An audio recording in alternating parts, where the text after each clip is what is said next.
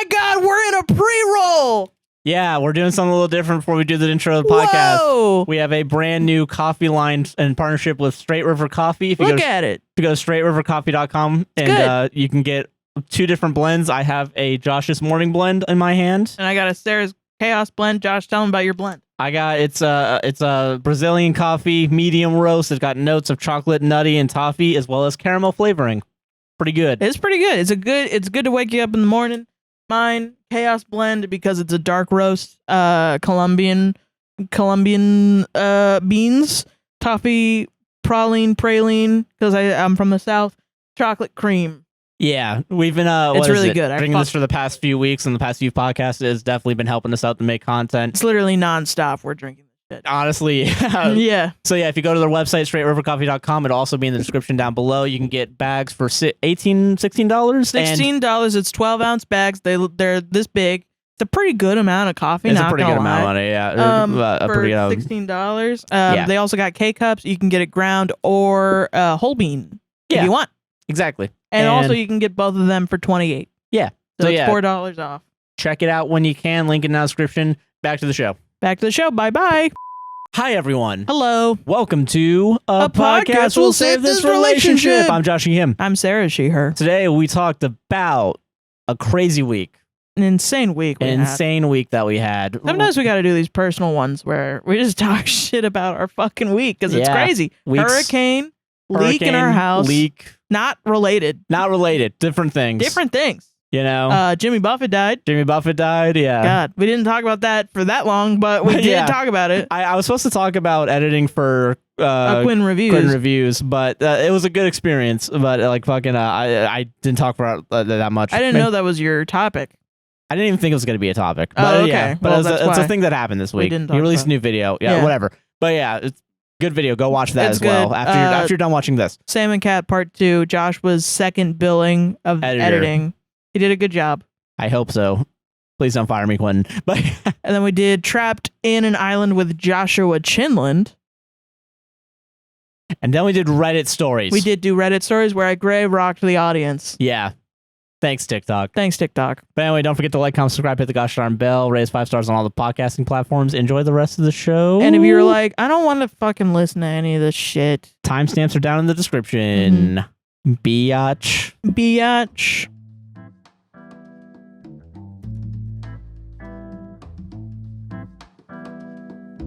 How you doing, Sarah? Doing good, Josh. How you doing? I'm doing good. Am I keeping that in? Probably. No. Okay. It was boring. Starting over.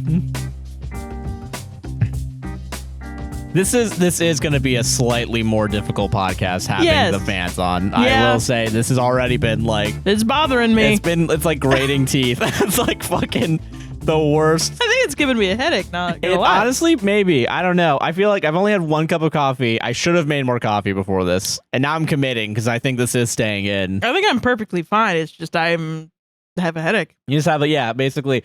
So, hi everyone, welcome to the show. Hey guys, what's up? How are you doing, Sarah? I'm doing good. How are you doing, Josh? I'm doing good. It's been a wild week. Yeah. And I think we should start from reverse order. Most recent thing to last latest thing.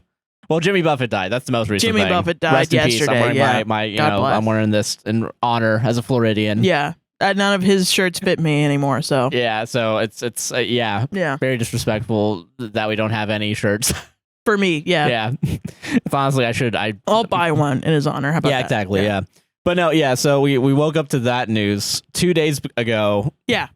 Our water heater just started leaking. Yep. An excessive amount of water. As well as our drain pan water? And our drain pan for the AC. Yeah. So both of those had to get fixed. And we found out about this like midnight Thursday, so into Friday. Yeah, because the apartment complex we live is kind of a small one, and it only has like a couple of people. It's not like a big.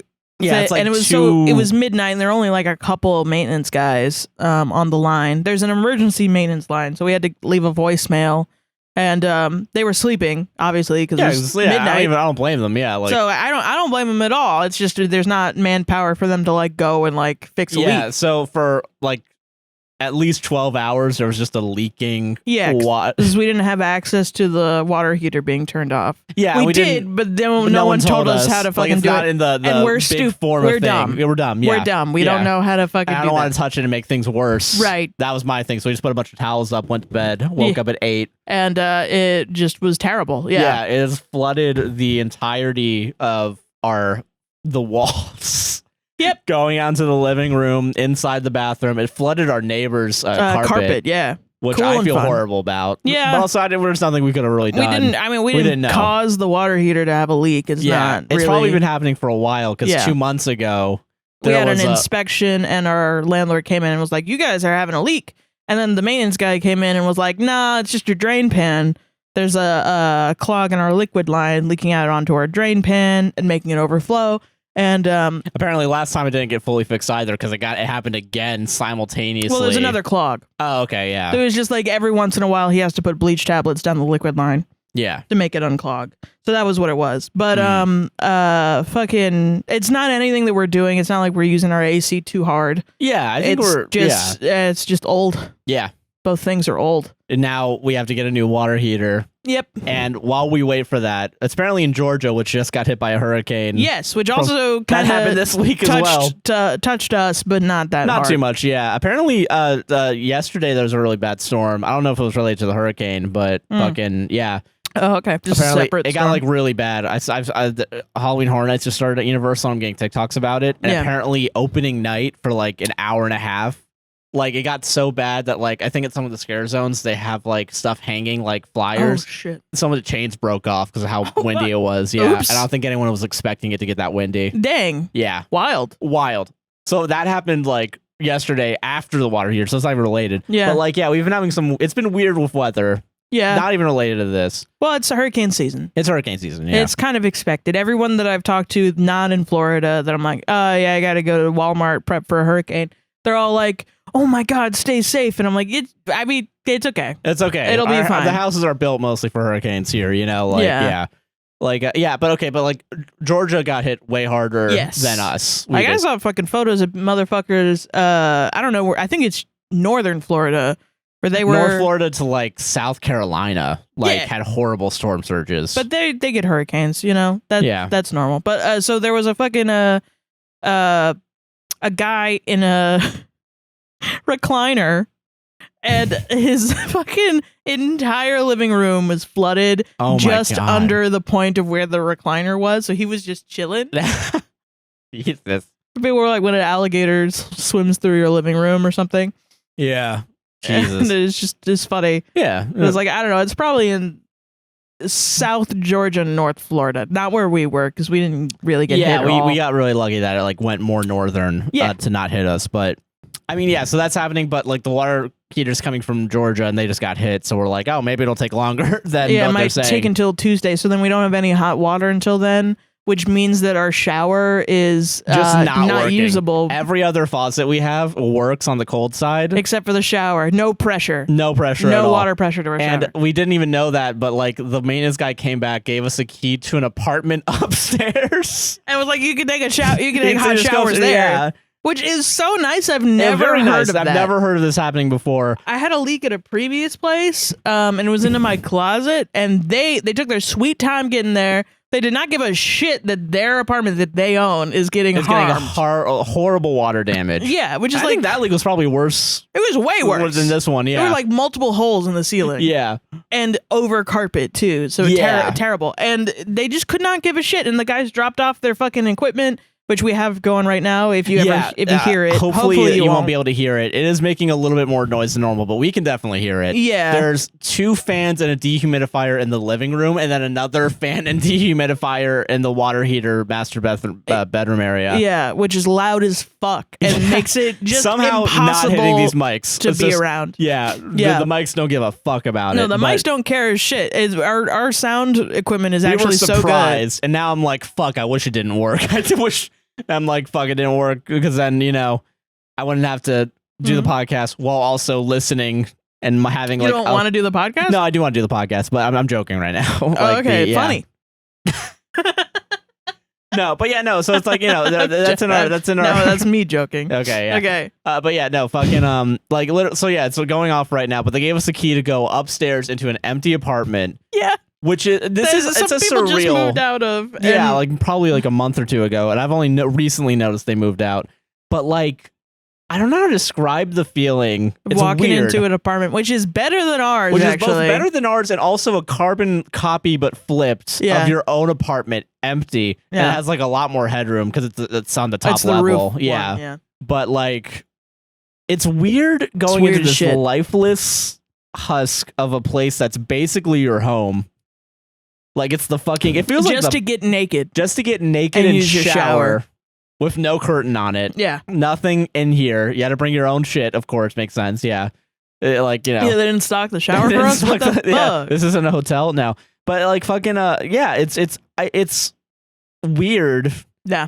And like, I've been genuinely considering like, okay, when I can, I'm going to go to Planet Fitness instead just to shower. Yeah. Because we have memberships there and it's like. Yeah.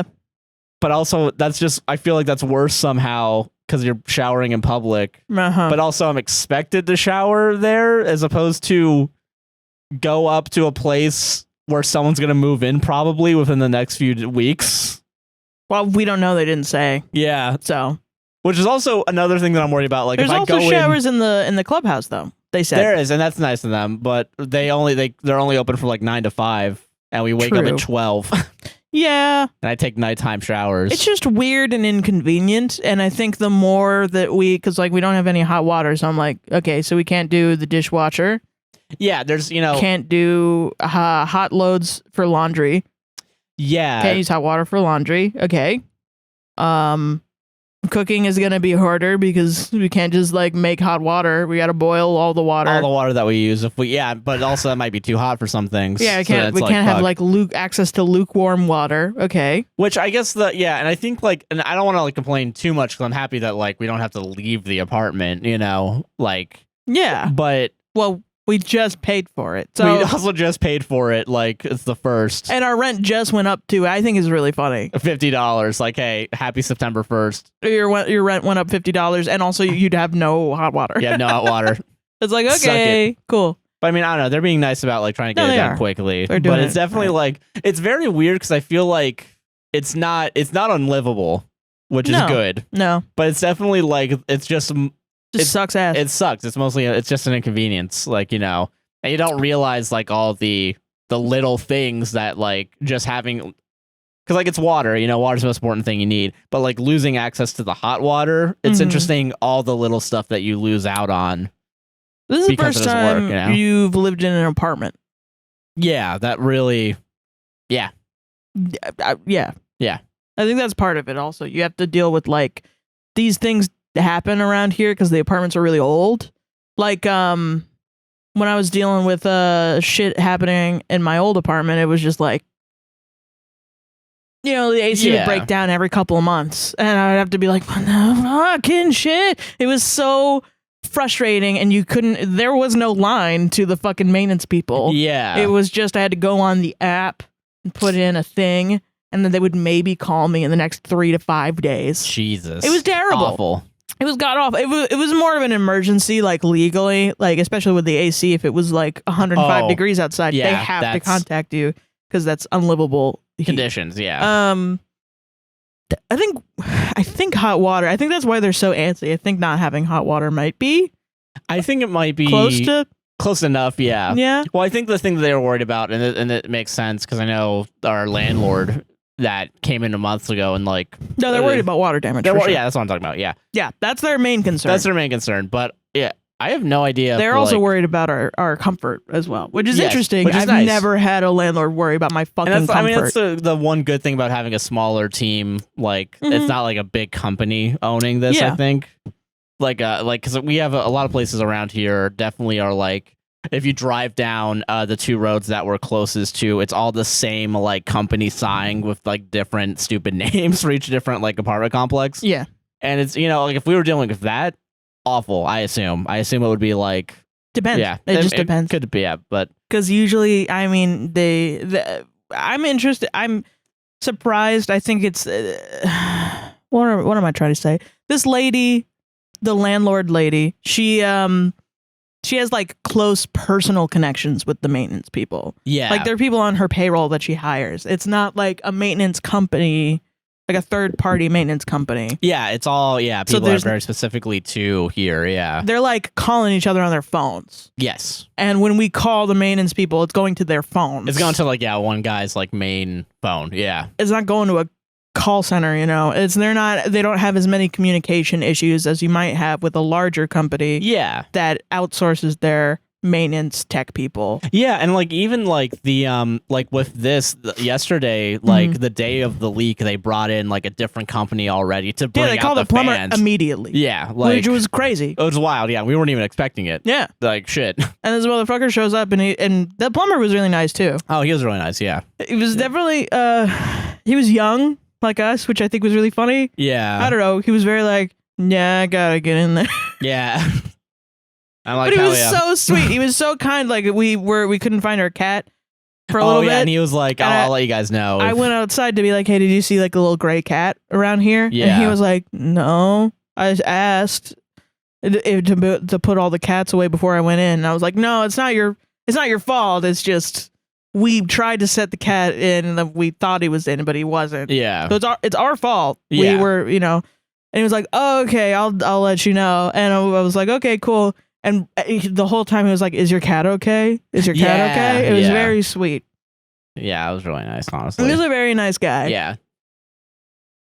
But everyone's been really nice about this, you know, and like, and moved quickly, which is nice. Yeah. But it was very weird in the moment, because then when all these fans started going off, immediately was like, fuck, can we do our job? Like, can we, you know? And like, I think part of that too was earlier this week, and because it's also the first week of the month now. Mm-hmm. So now we're on a fresh new slate of like, new podcast goes out, like, you know. And it really harms us if we don't do a podcast in the first week, because then it's difficult to get views back up throughout the month. Yeah. So it was worrying a little bit, but I think I'm happy that we're able to do this. You know? Definitely, for sure. Yeah. Even though TikTok was bad enough. Damn, you know? Yeah, and fucking I think TikTok, man. TikTok was you might have, if you do follow us on TikTok, you might have noticed there were less TikToks this week. Yep. Or even that there are no TikToks from last week, because I've privated 2 videos. Because for 2 different for a few different reasons. Yeah. And I don't want to it's not the fan base. I don't think it's the fan base. No, I think it's mostly people coming out. You made a good point about that. I think it's what happened was last month we had a couple TikToks that go big. Yeah. And when that happens, our audience gets a little bigger. Yeah. Which is awesome. Yeah, it's great. I fucking love it. But there's people that get drawn in, like dragged in, that don't really know what's up. Yeah. Yeah, they don't really get the vibe. They might not be leftists, or they might not fully believe in like feminism. They might not. They might love landlords. They might fucking love landlords, and they hate people with cancer. And you can suck my dick, and you know, like no, yeah. And I think that was because like I don't have issues with like YouTube commenters. Like last week we were talking about the Michigan. Like we got a lot of people responding, and a lot of people, and that was great. That were saying like it's not a big deal, and then some people saying no, I agree with him. It was a big deal, but he was still an asshole, and it was very like. That was a good conversation. Yeah, it was a good, you know, because we didn't know about it. Yeah, we were upfront and honest, saying, "Hey, we don't know about this." Yeah, and that was awesome. That was a perfect. That was a great, perfect discourse to have. Creator, fan interaction. Yes, great. Awesome, cool. The different thing, creator, not fan, and then also not fans arguing with fans, arguing with us. We did not argue. I gotta be honest. We did not go into the comments and argue with other people. It was the urge was there though. I think for well, I don't do that anymore. I don't want to do that because who knows when someone's 9. Yeah. How do I know that? I don't know. You're not wrong. But okay, so we posted 2 TikToks, and the first one was okay. Was the girl that was like obsessed with this guy, and I will say obsessed. People were saying like, we don't know if she's obsessed. You don't know anything. You don't know anything about that story. It was the girl that was like, my Facebook friend of 2 years ago defriended me and then blocked me, so I tried to ruin his music career. Yeah, basically. Yes, and that's how we read it. And I was a little bitchy about it because I thought it was fucking crazy. And I also think people don't, because people are hearing that story for the first time. They don't think we've read this. I don't think. Yeah, I think they don't. People can't make the connection sometimes. I'm not saying people in like a very small amount of people. I think most people understand this is a fucking show. Yeah, we prepare for it. Josh doesn't, and I'm annoyed by him for not doing it because then it ends up with you reading slurs. People are putting slurs in there. And then I have to stop the whole show for a second. I'm like, I didn't read this all the way through. I don't know why Am I the Asshole stories have gotten so complicated over the years, but now it could be AI. It could be fake for like some weird political agenda. Rage bait, yeah. And I went away from some posts this week specifically because I thought they were rage baity. Yeah. You know, and it's hard. But okay, so I think my main point about that is I think a lot of people go like, why are you reading this way? As if we just assume whoever's writing the post is automatically an asshole. We're not assuming. Yeah, we know. Yeah, we're not assuming. Because we read it. That's why we picked it. Yeah. And I think sometimes, another thing too is like, I think we both, you know, because we're performing. Yeah. I think sometimes we kind of inflect words certain ways, even if we think someone's not an asshole. Yeah, we'll still say things, especially when other people in the story are being assholes or in the story telling the story. And that's a really pretentious way to put it. I know it is, and I'm tired of it. And I think that's why I'm going to try to read everything completely flat because that's what these people want. They want the robot voice over the Subway Surfers. Oh, so we're doing an experiment where you're doing it all flat and I'm doing it as normal. And I'm going to have no reaction to what Josh is saying when he does his. And then Sarrah he's going to try to break me. I'm going to try and fucking break you. And also I bought this. Oh yeah, it's the world's smallest violin. I'm going to have a reaction after the story. Yes. So that you can cut it up for TikTok and it'll be there for TikTok, but you guys still get my reaction. Which is it's very weird, like and I think that's kind of the really like not annoying part, but like the sad part is like we have to like kind of cater even like 0.5% of this podcast. Well, because TikTok is 75% of our income. Yeah, you know, and it's like it's very on some level we do have to bend our knee to those just people. A little bit, yeah. And I don't even think it's like the worst thing we could do. The worst thing we could do is just be like, fuck this. I'm out. No more Reddit, you know, because I like doing the Reddit stories. I like doing Reddit too, and I like that people like it, and I like that we can have conversations about it. I think the other thing is we read from Am I the Devil because Am I the Devil saves the stories. And there's a big problem where we read a story and we think it's great, and then we go and it's removed. Yeah. And Am I the Devil? It was like it automatically copies and pastes it and pins it as well. Because I know even on Am I the Asshole they'll do it. But it gets drowned out in the comments. And it's difficult to read, and also they were Reddit stories that were doing better because it was like insane fucking stories for sure. But now I feel like the people on Am I the Devil are like they're kind of I don't know. I don't agree all the time that they're the devil. Yeah, and sometimes it's like I read one recently that they were calling a 16-year-old the devil. Yeah, and there was a few today that I was looking at. I was like, I don't really call anyone a devil here. Yeah, like this is a more nuanced story. And I don't want to have to pick from Am I the Devil and try to manufacture a reaction. Yeah. Just because it's on Am I the Devil. Yeah, no, I agree with that. You know what I mean? And I think, and it's very difficult. And I think that, so we got the comment that broke me. We got called pick-me's. We got called pick-me's, and also people were saying that like these couldn't have been our real reactions. I don't think that's what she meant. That's how I interpreted it that way the first time. Yeah. And like that, I don't think that would have made me delete and stop doing TikToks for the whole week. Yeah. It was the landlord one. Yeah. So okay, let me explain. So the first one was the one about the Facebook thing, and we were like, this lady's insane. And the comments were like, well, it's shitty for people to ghost you, and ghosting needs to have consequences. And I don't really believe that like harassment is a good consequence for ghosting, or even just interfering with someone's money. I feel like just in general, like I've been harassed at work, and I still wouldn't want that person to get fired because I don't want to have that on my conscience that guy doesn't have money anymore. Yeah, I get what you mean. He's a fucking asshole, and I hate him. Yeah, and I think there's exceptions, obviously, like fucking Fresh and Fit shouldn't have money. Fucking no, yeah, like, yeah. Well, that's like, but that's also like these are rich assholes that shouldn't. This was a guy with 9,000 listeners on Spotify. He's not a famous person. Yeah. He's just a guy trying to make it in the music industry. Yeah. And because he has a quarrel with you, you decided to go and try to trash his career. Yeah, with a big collaboration that would have probably helped him out. Yeah. Yeah.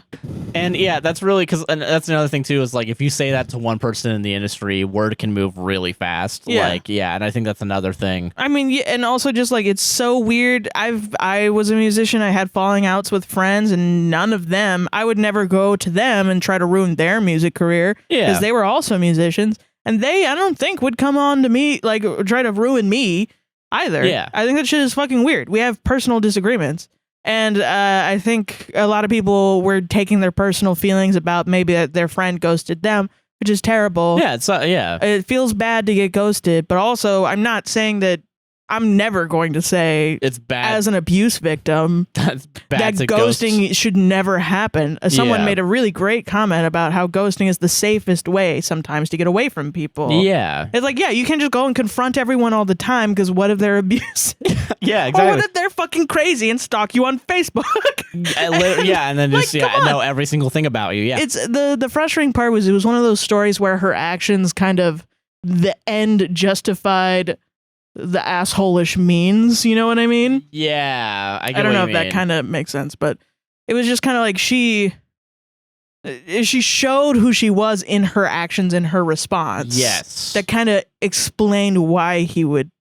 Yeah, and something Yeah. that we missed was that apparently she was in Am I the Devil, like very hard. Yeah, she like, went fucking, and also she was a fucking femcel. Like she made a post previously about how no one wants to have sex with her and it's ruining her life. Yeah. But does anyone know that? No. No, because No. it's a 3-minute TikTok. Because we don't know what we're talking about. We're just reading. Yeah. And that I think wouldn't have been enough to stop an entire week of TikToks. No. But we We were like, okay, this was a bad one. We'll leave it up. We'll leave it up. But We'll try to not read the comments or whatever. Next one's about a tenant, landlord who wants to kick out a tenant. I thought that was a layup. And is upset. I thought that was well, easy. let me fucking finish so they know. But it's like, okay, this landlord's going to kick out this tenant, but he's upset because he can't do it because they have cancer. And cancer's a disability in the UK. And you can't kick out a person with disabilities. Yeah, in the UK so they're without a still there reason. for 6 months, but he really wants more money from another tenant. They wanted a 13% increase. And people were saying that wasn't a big increase. I'm sorry. No, that's a big increase. And also that cancer isn't a disability. And that's all. Yeah, it's debilitating. It's the lack of compassion. The lack of compassion was shocking. And there was one person, and I wish I banned them, but I probably could still. If I could probably go back to the private TikTok, read the comments, find them, and ban them. Yeah. They were going so hard about it. They were going so hard. They were commenting under other people. Yeah. That were like, yeah, this is fucked up. Mm-hmm. Saying 13% is not an increase, cancer is not a disability. They were harassing our own audience. And that was the straw. That was the straw on the camel's back. Yeah. It's one thing for both of us putting ourselves out there weekly to like. And the shit that we get, like the pick me comment was really funny. We didn't even say the pick me comment yet. Yeah. It was like. It was specifically, it was really funny. It was, I'm so tired of the rock y'all are living under. Yeah. What the fuck was it?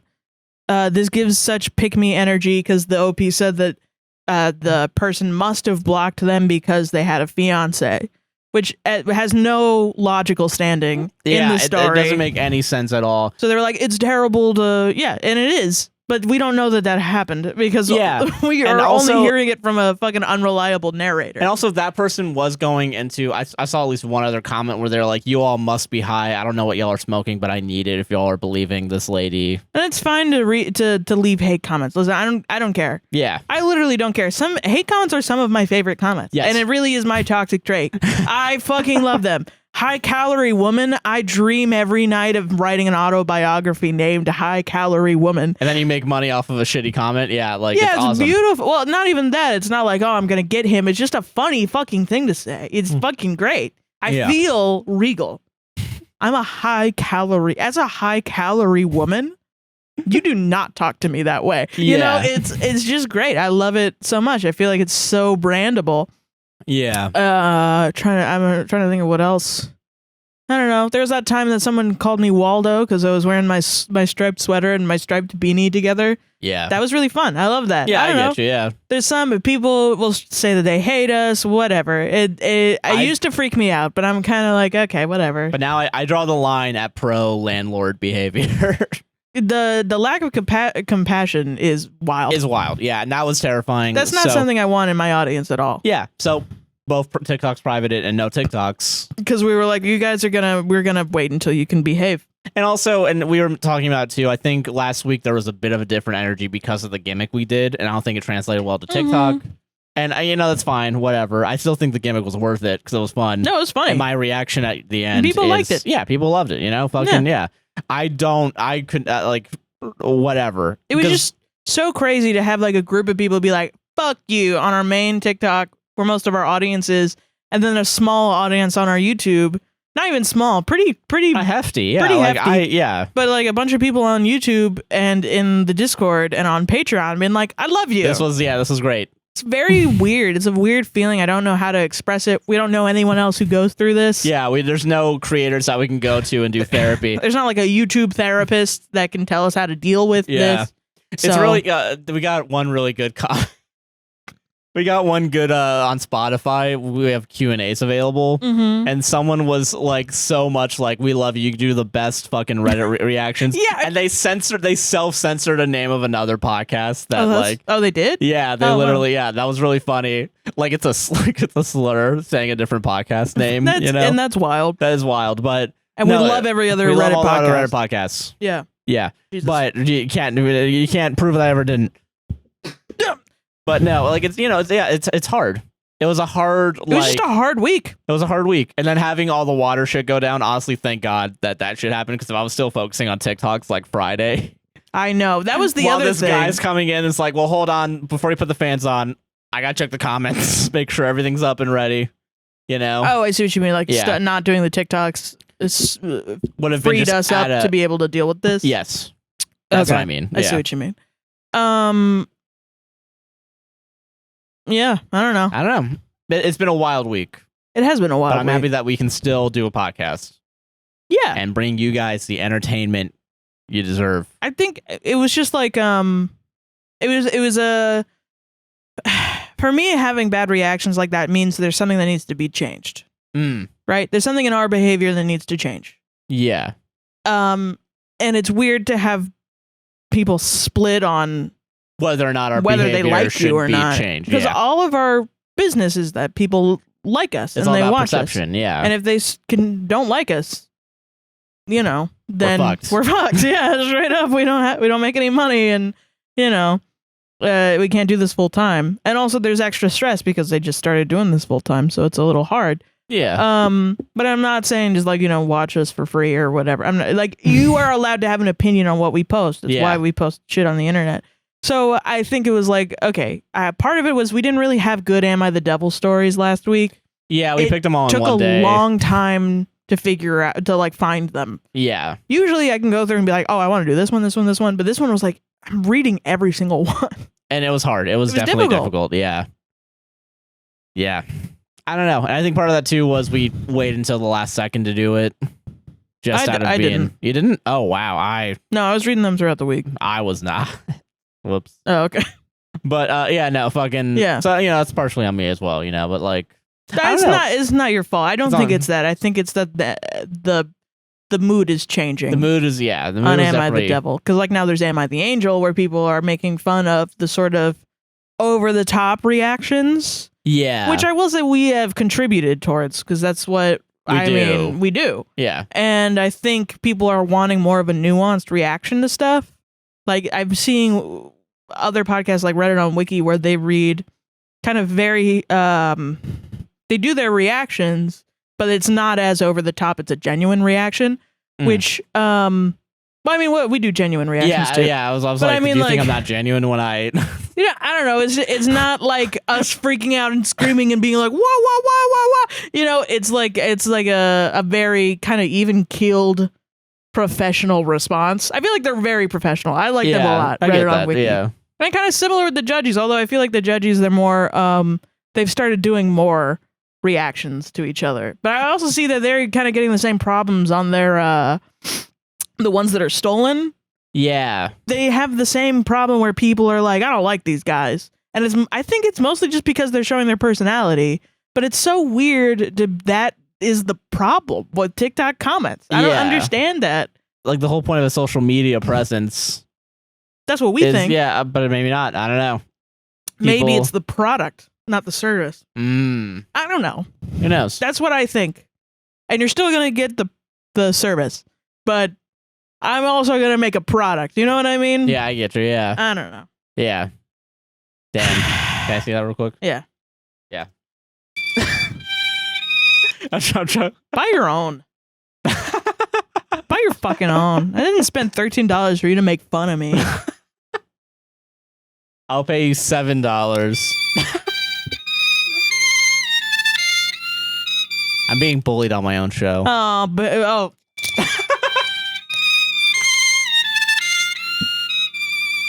Anything else that happened this week? I got bullied on my own show.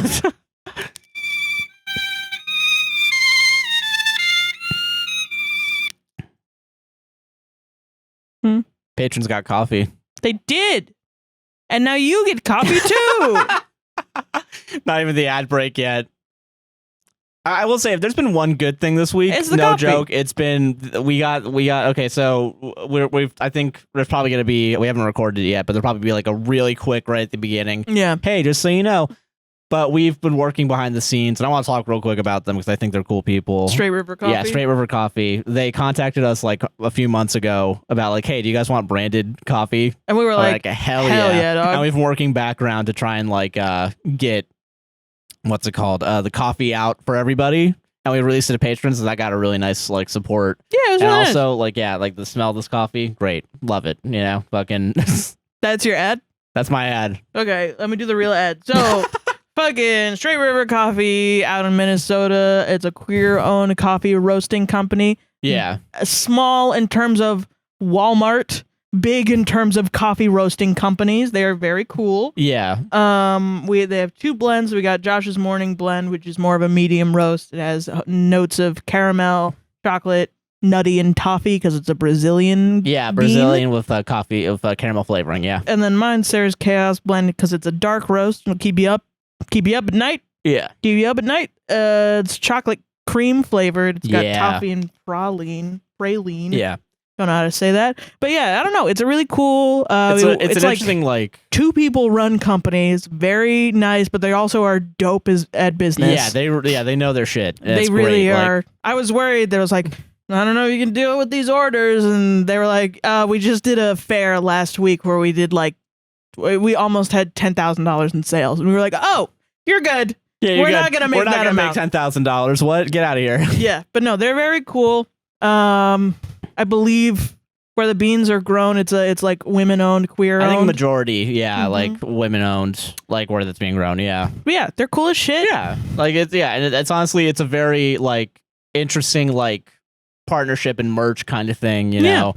Like, and I know they've reached out to other podcasts. I'm not sure how they're doing. I hope they get more people because I think this coffee tastes fucking great. Like, yeah, I fucking love it. Yeah, I don't know. Like, we've been tasting it. We've been drinking it on the podcast. So Straight up, they sent us a sample. It's been really hard not to talk about it. It has because we drink it every day. It's crazy to get in the fucking mail a coffee with your name on it, the logo of your own podcast. Yeah, your silly little podcast. Yeah, so when we started this, we didn't think this was going to happen. Yeah, you know, so I think it's, I don't know. And we're going to do like a real ad later, but I just wanted to say, and I want to thank them again for this, because this is fucking awesome. And thank you to everyone who supported us. Because already supported, you guys were loving it. Yeah, you got us to this point where we can do cool stuff like this. Yeah, you know. And we can sell coffee. We can sell coffee to you guys. Fuck t-shirts. Fuck. Don't say that. Why? What, are you working on shirts? But no, it's cool. Like, you know, like, I don't know, how many fucking, like, you know, Logan Paul is prime, stupid, dumb, get this instead. Can we legally say that? Do you think Logan Paul's gonna sue us? I don't think so. I don't think we're in direct competition with Logan fucking Paul. Yeah, I think we're in a different avenue. He's not selling coffee. He's selling like fucking knockoff Monster Gatorade. Yeah, energy like drink, yeah. Fuck Logan Paul. Yeah, if you hate Logan Paul, buy this. Buy this shit, baby. It's awesome. Yeah. I really like the caramel one. It's so good. I love mine. You know, it's actually really funny. We like just our own. Yeah. I haven't tried this with pumpkin spice yet, but I think it actually would be really good. Yeah, I'm going to buy pumpkin spice creamer and try back. I will report back. But while you go buy that Straight River coffee at the link down below, you know what's good with coffee? Fanfiction. And I have a special thing this week too. Oh, yeah. Oh. Special. Oh no. Special. The last week. Last week on Josh Hutcherson, trapped on in an island. Sorry, let me get the name right. In an island trapped with Josh. In an island with Josh Hutcherson. Yeah. Because this is about Lost. Yes. So someone reached out to me. And they were like, "Hey, I know you said something about edit. I want to edit this for you." And I was like, "Okay." And so they did. And they have some specific notes in there. And I will say the name of the person at the end. Okay. I'll just say it right now. Kai from Discord. Our Patreon Discord. Which patrons got access to the coffee first as well as, to get access to Discord. So that's in the link down below as well. Very cool. They've been following us for a long time. Yeah. They've sent in a couple stories. They've written stuff before, for us. Yeah. Very cool. Okay. I'm going to read their notes because they put notes on literally every single paragraph too. Okay. And it's very funny. Okay. Note. Josh, we as the fan base love you. I just love chaos and feeding into Sarah's gremlin energy more. From Kai Hart. I don't like this because now so is this is this chapter 5 of the wolf story. They were gonna I'm sorry, not the wolf story. I read something else. Trapped in a closet in a closet with Josh Hutcherson. Trapped in an island with R. Kelly, Josh with Hutcherson. R. Kelly, Josh Hutcherson. R. Hudson. They're on an island. They're in an island, and it was her birthday. Okay. She's 18 now, and thank Christ. Because if you fuckers changed the last name of Josh Hutcherson with Josh Chinlund from APWSTR, a podcast with his relationship, a production of APWSTR Productions. Yeah. I'm gonna fucking walk off. I said I was gonna off myself, and you fuckers are really pushing it. We are calling your bluff. Yeah. You fuckers. Welcome to Trapped in an Island with Joshua Chinlund. Gonna kill myself. Chapter 5, 1 month later from the birthday thing from last time. Okay, good, sweet. Are we back in the wolf story? Says Kai. Kate's POV. I woke up this morning and my leg was actually feeling better, but I didn't know if I could walk yet. And some of these I'm going to skip because it's like every single thing. No, I get you're fine. Okay. Yeah. Take some artistic liberty. You're good. They made me smile though, Kai. So there you go. Josh, I called. I couldn't see him anywhere. Then Josh appeared with a sad look on his face. Go. Wait, you gotta do the sad face. Act this out now because it's about me. It's you. I tried a little bit. Don't fucking laugh like I'm some asshole that never went to fucking school. Dropped out of college. What's wrong? I asked, concerned. I'll tell you later what you need to tell me, he asked. And then Kai said, I'm having a stroke, I swear. I'm not even editing this one, so you can see it and feel my pain. Thanks, Kai. Cool. My leg is feeling better. I don't know if I can walk yet, though, I said excitedly as I grinned. That's great, said Josh in a soft voice as he kissed me. 18 and 24, because Joshua Chinlund is 24.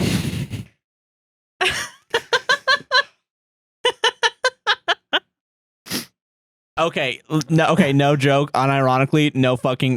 This is not a bit. This is me telling you guys not to fucking do this. We can do this on the podcast. We can have a haha fun. Don't you fucking dare. They're gonna do it. Post it on AO3 or whatever. Post it on AO3. Don't. Do no, it. Actually don't. Actually write fan fiction so I can read it on this podcast. I don't want my full legal name to become a fucking tag. Oh, but you wanted to be fucking on Twitter and on TikTok of us reading shitty ass fucking stories. We've said worse things. God fucking damn it. I would love to see your art. I would love to see your art of me. Wow, I can't do anything ever in my life. Yeah. If I have to do the podcast for the rest of my fucking life. Yeah. Because if they Google search fucking Joshua Chinlund and it's on fanfiction.net. You fucking know it. Podcast for life, bitch. Podcasting for life, bitch. Anyway. Christ. My leg is feeling better. I don't know if I can walk yet, though. I said excitedly as I grinned. Life lock. I gotta You don't have that already? You should. I gotta get the fuck? Gotta get Aura or some shit. I want to get famous enough to where they sponsor me. Can I read the fucking story or not? I'm okay, you can read the goddamn story. Jesus. I'm trying to learn about you trapped in an island. My leg is feeling better. I don't know if I can walk yet, though. You did not just flip me off, you fucker. Angry. I'm so angry. I said excitedly as I grinned. That's great, Josh said in a soft voice as he kissed me, 18 and 24. Let's see if you can walk, he said as he stood next to me. What? No? What if I fall over? My leg will start hurting again, I said as I panicked. It's fine. I'll be by your side the whole time, Josh said as he held me up and put a hand around my waist. Then I did it. I walked. Josh carefully took his hands away from my waist and I walked by myself. I'm having a stroke. I'm not even halfway done. That's what the guy said. Yay, I did it. Woo. Joshua Chinlund is Jesus Christ. JC, more like Jesus Christ, because he helped her walk. I cheered as I jumped up and down. Girl, 5 seconds ago, you were worried about walking, is what guys. It's so true. Very true. OMG, Kay, you did it. You can walk again. Josh said as he lifted me up in his arms and swung me around in a circle. Then he leaned forward to kiss me, and it started to rain, but we didn't care. The kiss lasted a while until Josh pulled back and said, "Come on, I'll show you around the island. You should see it. It's beautiful." We walked around for around an hour. The big island. It's you pointing at the island. Big island, yeah. Come on, I'll show you around the island. You should see it. It's beautiful. We walked around for around an hour. Josh was right. It really was beautiful. We went back to where the log was and sat down. The guy said 50% of this is blue lines under it. That sounds, you put it in fucking Word, yeah. Oh my God. Okay. Josh, what's it like to be famous? I asked. Not famous. You're famous. Josh, what's it like to be famous? Are you asking me right now? No. A nightmare. Shush.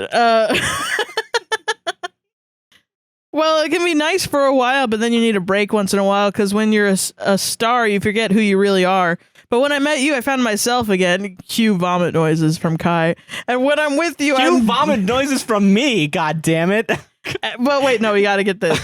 When I'm with you, I'm Josh, not Joshua Chinlund.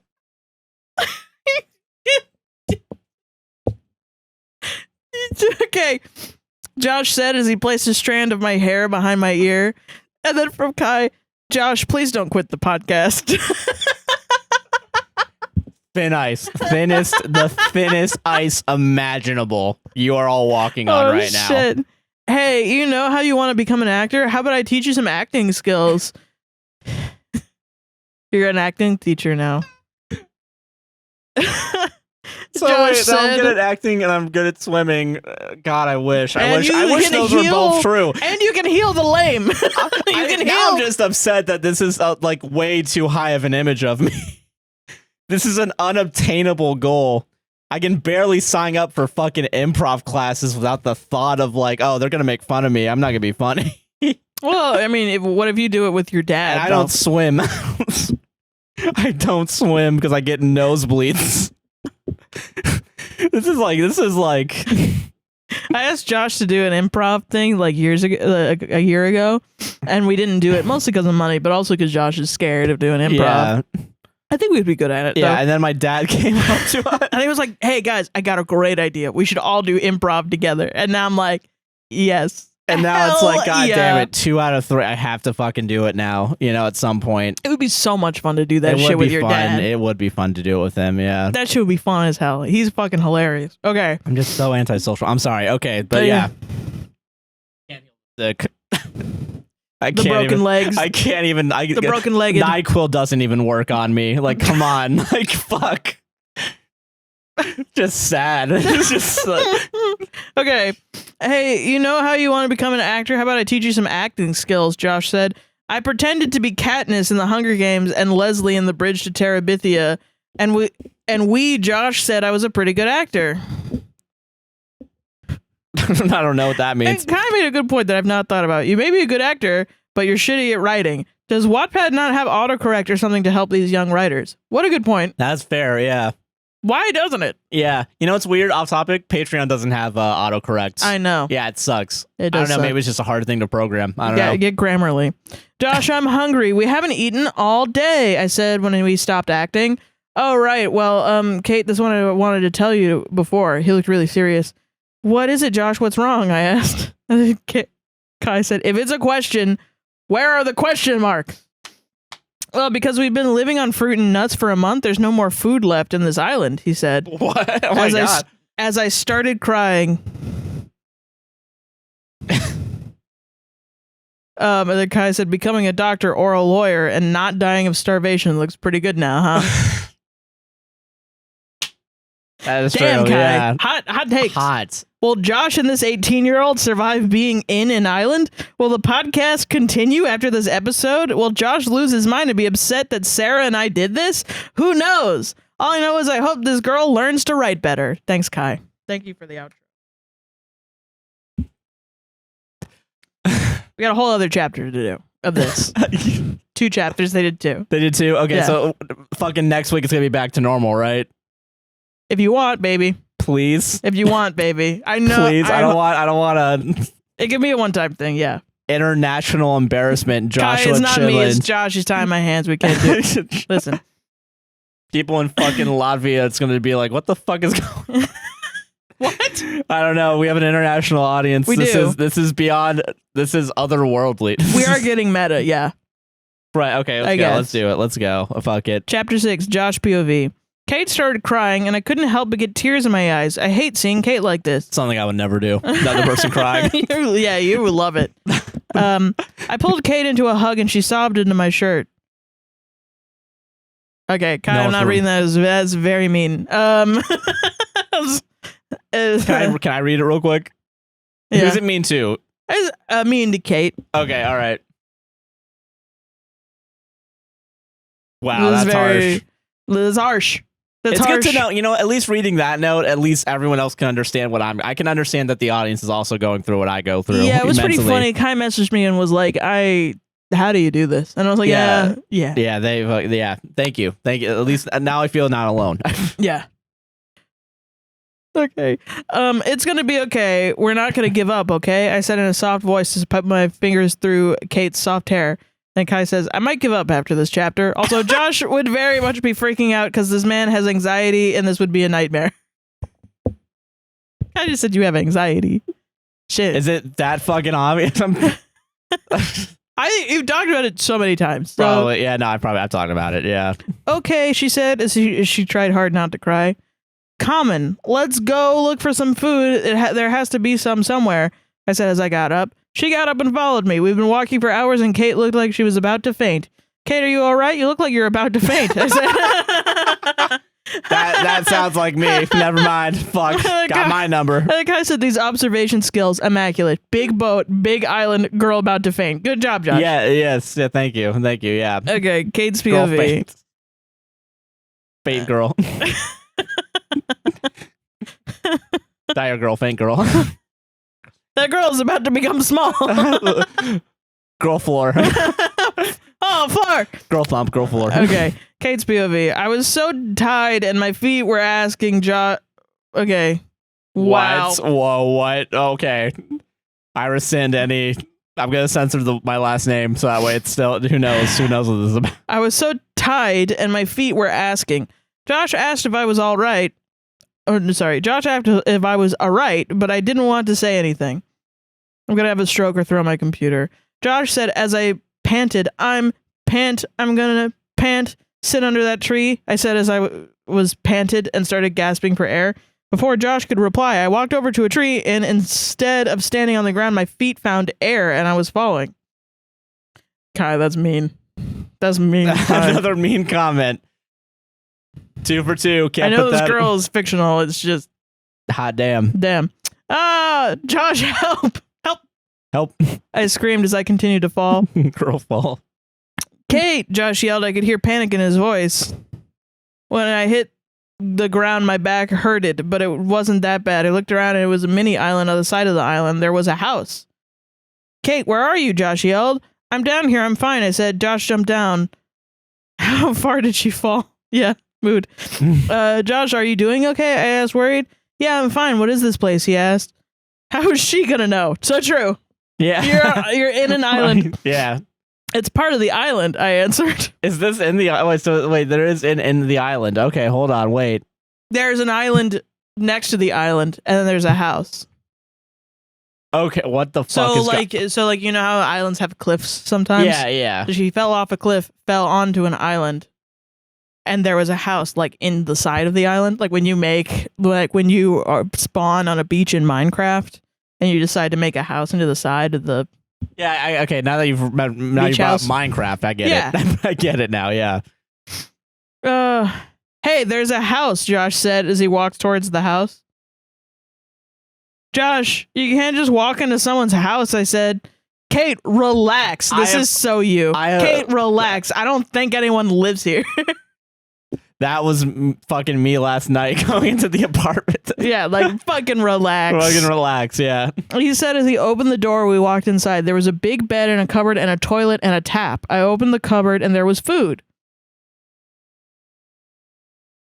So we're just stealing some random fucking person's food? Fine, whatever. So wait, this is also now officially not an uninhabited island. Yeah. I don't know if I'm gonna read this, but yeah. There's food in here and a bed and a tap. We can stay here till we get out of this island, I said cheerfully, and Josh grinned. And then Kai... What did they say? Kai is very practical.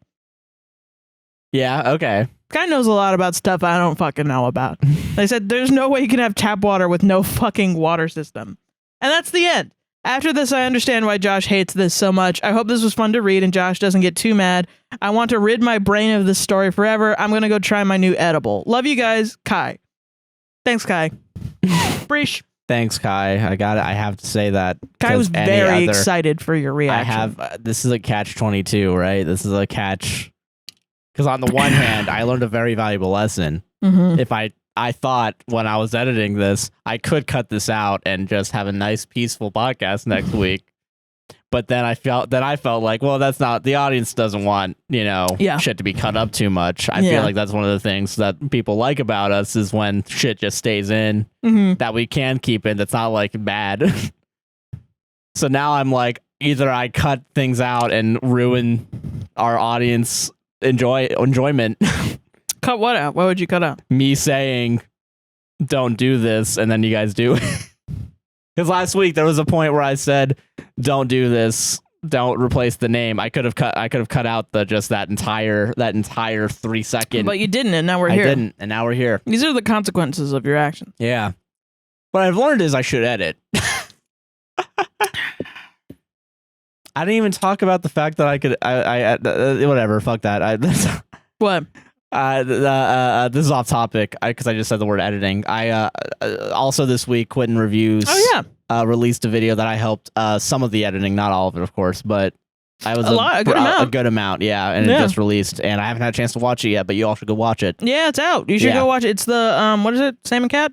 It's about Sam and Cat. Yeah, Sam and Cat. This one's currently about Sam and Cat. Is this part 1? It's part 2, and there's a part 3 coming out soon. Okay, yeah. I believe. I'm not sure. It just came out on the 1st? Yeah, like this Friday. Josh's second build as an editor? Yeah. It's fucking epic, dude. But yeah, no, so, but I think I should take a lesson from that job and edit the podcast more. You guys, I'm drawn to it. It's like, I'm definitely hamming it up a little bit. This sounds way more serious than I thought. I thought this would be fun. Like Kai contacted me and was like, I want to edit I want to do what you said. I think, and I was like, hell yeah, do it. Fuck it. Why not? Sure. Yeah. Sounds fun. and here we are in a weird conversation. Yeah, now I'm trying to think of how I feel, because I don't know how I feel right now. Because on the one hand, I mean, okay. Yeah. I thought this was okay. Yeah. Because I would love it if someone did this. All right. Okay. I think it is weirdly an honor. It's weirdly like, you know what I mean? Like, it's, you know, like I'm not like pissed off. Like I am. There was a little bit like if there was a sex scene in there, I would be like, okay, now I'm actually pissed off. I think if I was just like raw dogging some fictional 18-year-old and that's how the perception of me is going to be from here on out, I think that would be bad. But you know, in reality, this was, you know, I didn't even kiss this broad. I didn't even fictionally kiss this broad. Yeah, you did. In this chapter, in those 2 chapters? Yes, you kissed her twice. God, you don't listen. You don't listen to me. I missed those parts. I know I was touching her hair that I still You made out with her twice. You made out with her in the rain on the beach. Oh, okay, never mind. Yeah. And you kissed her in the morning before the food ran out. Damn, never mind. Well then. I don't know. It's weird because it is, you know, it's honestly like it's okay. I don't know how to feel. God, wait a minute. Fuck your feelings right now.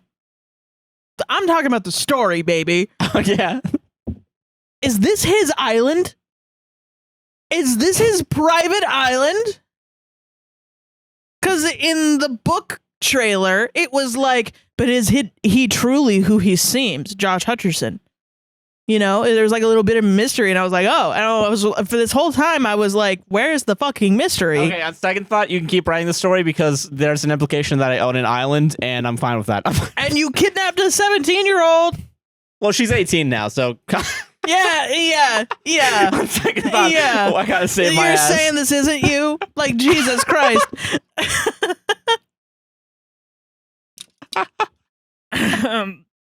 Is this his fucking island? He built his own house. Okay, so and he was like, "Oh, I know where to go."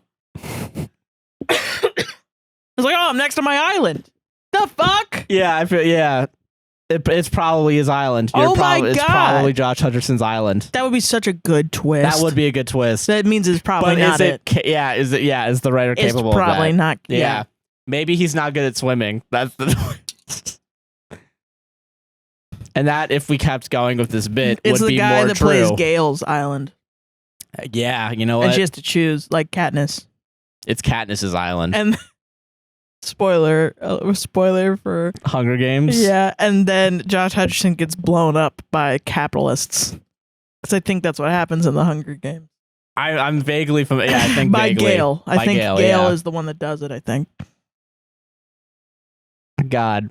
I enjoyed that a lot. The more I'm thinking about it, that was fun. It was a kind thing to do, Kai. Thank you. It was a kind thing. Thank you. I'm sorry. I didn't realize how much pain you'd be in when you edited that. I'm sorry about the pain you went through, but now I actually feel more like okay, because I guess I don't see the comments of people like being like, "This is a pain to get through," but I love it. Yeah. But now I got that comment. I feel like now I can relate with Kai. People understand. I feel like finally people understand my pain. They always understood. I just think they'd like seeing you in pain.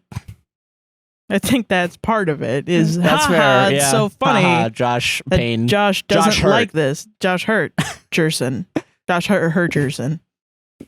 Hurt your son. Josh hurt your son? Josh hurt your son.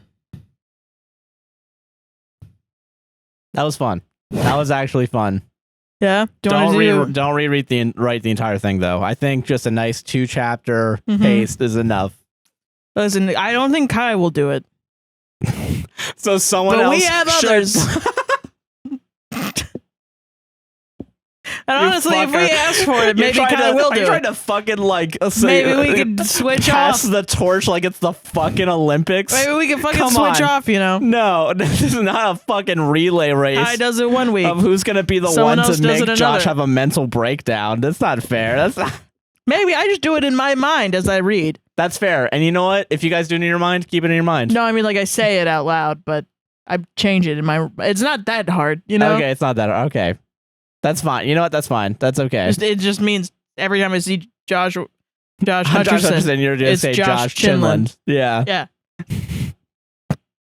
It's not so difficult. I really, I do appreciate the edits. The edits were really good, and those are the things that I really enjoyed because they and I weren't can about me. show you too the after. Yeah, afterwards. You Yeah, I can would read love to see all of every them. single one. Yeah. And I'd be like, yo, fucking. Yeah. I will say, I think the thing that took me out of it, I guess, was the fact that literally in the story there was an opportunity where Josh says, "When I'm with you, I feel like Josh, not Joshua Hutcherson." I think that's what took me out. I think was I think, my favorite thing. That was the craziest Those are maybe part. the best 2 chapters to do this on. Yeah, I think this is. Yeah, I think that's a nice little intermission of because also, let's be fair, I did not have to pay attention to the story because I was too busy focused on the idea of this is now me doing it. Yes. Yeah. So that was a nice break. That was a nice little break from fan fiction for me, even though it was still fan fiction. Mentally, it felt more like a betrayal. It took me a while to come up with the word. That would be, yeah. Whatever. I'm joking. Ads. Welcome to the ad break. Welcome. Hey, are you enjoying this podcast so far? You know I am. Then you better like, comment, subscribe, hit the gosh darn bell. If you're watching on YouTube, and rate us 5 stars on Apple and Spotify podcasts. Hell yeah. If you're listening on there. And if you want to support the podcast financially, there's a couple ways to do it. Brand new way to do it, as we mentioned earlier. Yeah, you can buy coffee.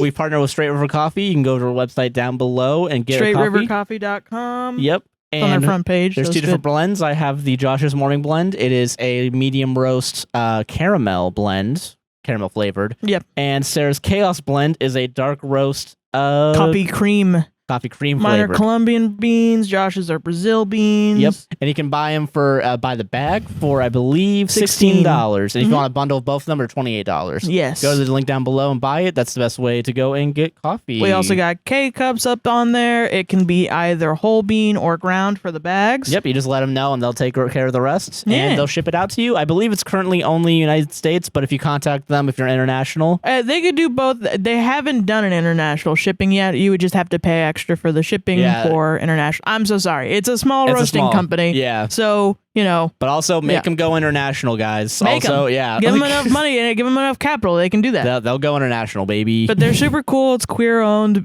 business. Yeah. Most of the coffee beans, from my understanding, a decent percentage of them comes from women-owned. Queer-owned businesses. Yeah. Yeah. So, yeah, it's pretty cool. It's fucking awesome. It's super exciting. Yeah. They're super cool. They do a great job. I think shipping is 3 to 5 business days. Yeah, give or take. Give or take. So, go on and get it if you like coffee. Yeah. Yeah. And if you want to support us directly, not get coffee for some reason, you're like, it's delicious. That. I'm not into that. Great coffee you don't want? That's fine. Yeah. To each their own. Great coffee. Buy it.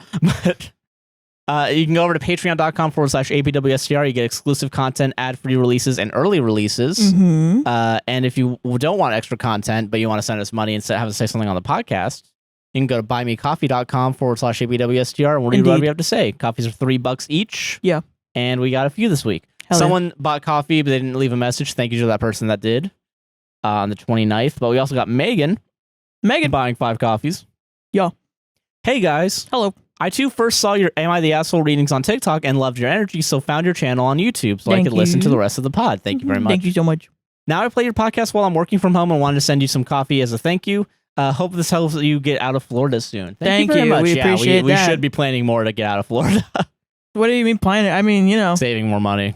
Oh. Yeah. Well, we got to make more money to do that. So buy her coffee. Buy the coffee. Buy the coffee and buy us a coffee. Yeah, exactly. So, Yeah. But exclusive content on Patreon. I do a solo podcast called The Spook Zarathustra. Yeah. That until I get specific assets to go live, that's where I'm reading. Josh is bored of it already. I'm tired. I'm joking. Josh is never mind. I do multiple episodes on there, and they will never become public. Yeah. Those episodes that are being released right now to Patreon will never become public. You can only get them on Patreon. So if you're interested in that, go on there.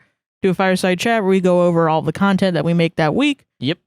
We get Patreon exclusive, like extra Reddit stories. That's pretty cool. Yeah, I got 4 in the backlog right now. Or 2 videos before Reddit stories in total that I need to put up. So yeah. Yeah, and then we also got the website APWSTR.com. Yes. But you go there, that's also how you can get over to Straight River Coffee. We'll have a bunch of advertisements on there for that. And also you can subscribe to our newsletter. Yes, on the website, which also gives you, and just in case you missed anything, there's a possibility that you might get discounts on there every once in a while. Yeah, while we plan out potential merch line. Potential. Ooh. Potential. I don't know how to say things. We all know that. But yeah, those are a lot of different ways to support us. We really appreciate it. Also, if you become a channel member, it's an easy way to get your name on the added at the end of the podcast. If you want that. And in the description. It's only $3 a month, I believe. And if you're at Patreon, $5 to $10 a month, you get all the exclusive content and your name at the end of the podcast as well. Yes, indeed. And I know we got a bunch of $5 and $10 patrons this week, and I appreciate all of you guys doing that. Yeah, I mean, you won't be listening to this because there's no ads on Patreon. This is cut out. so true. So, yeah. And also, Patreon, they got premium access to the coffee before it even went out. 3 days earlier than everybody else. And someone took advantage of that. Thank you to that person for doing that. Thank you so much. Again, they're not watching this one because this is the ad. But yeah, no, thank you all for watching so far. Keep on enjoying. As long as you keep liking and subscribing, we'll fine. Keep doing it, baby. Yeah. Yeah. All right, enjoy the rest of the show. Yeah. Thank you. Bye. Bye. Okay, I'm not going to be a bitch this week. Welcome to the Reddit segment. Welcome. I'm not going to be a huge bitch this week, yeah, okay? all right. I'm going to read it straight. I'm going to be a huge bitch, though. Don't worry, guys. Yeah, Josh will continue to be a bitch. If you still want that high bitch energy. High bitch energy. I'll be right here for you. Yeah. Am I the asshole for not wanting to help my SO with our twins? Okay. Okay. We have 4 kids together in total, ages 6, 4, 1, 1. For context, I have always been vocal about not wanting more than 2 kids. Our firstborn is a boy and secondborn is a girl, so I was happy to have one of each. I am the sole breadwinner as daycare costs would not make it worth it for her to work as well. After our second child, I told her I was done and wanted a vasectomy. She was against that and wanted to have a third. We fought about this for months. I didn't want to get it done against her will. Her reason for wanting another was that she always wanted a bigger family. My reason against was that I felt that she had a hard time keeping up with daily tasks with only 2 kids. Okay. I also spoke to her at length about how another child will be financially unsustainable since I have 2 jobs and I'm barely making ends meet, not to mention that I am exhausted all the time. Anyway, before we could reach a conclusion, she fell pregnant. She was on the pill and according to her, barely ever missed a day. We now have a total of 4 beautiful children that I love, but I cannot bring myself to give her the extra help for the twins. We now are stressed and fight all the time. I sometimes want to help her with the twins, but it gets me so discouraged to see everything I warned her against come to pass. I know they are my children too, but it is not fair to get yourself in a situation when everyone is advising you against it. Get yourself in a situation. What the? I'm sorry. Then ask for help when the shit hits the fan. Now, when I come home from work, I help just as much as I used to with our first 2 children. Nothing more, nothing less. Am I the asshole for refusing to help my wife with the twins? Too long didn't read. My wife didn't want me to get a vasectomy, and now she had twins, and she needs constant help with them. Here's an edit. Okay, all right. Yeah. Thanks for your replies. You guys held no punches and tore me a new asshole in the process. Jokes aside, to address the recurring concerns, we live in a small house and meal prep for a couple of days at a time, so cleaning and cooking shouldn't take long. My eldest is in school during the day, and my 4-year-old actually helps with the twins. What? Whoa. Okay. Is that bad? My wife is tired all the time, not due to the workload, but because she spends all day on her phone. What? Even going to bed past 3 a.m. daily because she quote-unquote lost track of time. On the days off, I used to take over so that she can rest. It takes me a little over an hour to do everything, and I managed to put the kids to bed by 7:30 p.m. I feel I am feeding into her bad habit, parentheses, phone, and parentheses. Sarah, I gotta commend you real quick. I'm sorry. It's by being so hands-on. I understand that the pill is not 100%, but she does not enjoy sex with condoms, which is why we use birth control. Marriage is about trust. As for abstinence, anyone that lives with their SO will tell you that it's easier said than done. I do take care of all my children, homework, playing, feeding, bathing, etc. When I say I refuse to help her the extra help, I mean I do not go above and beyond or take over after work as much as I used to, especially since I told her prior to having the twins that I am already limited in what I can do due to my work hours. I agree, therapy would help get over the resentment I feel, but I do not have the time or money for that right now. I gotta commend you on how... There you go, TikTok. I couldn't handle it. Phone bad. It was, you know, it was already okay. My so God, like, let's, dude, when he said parentheses phone, you're, my fucking, yeah, my no, God, I couldn't control myself. I'm sorry. Okay, I almost couldn't stop myself from being like phone bad. Wife always on phone bad. And so I kind of agree with the consensus on this one. They're both shitty.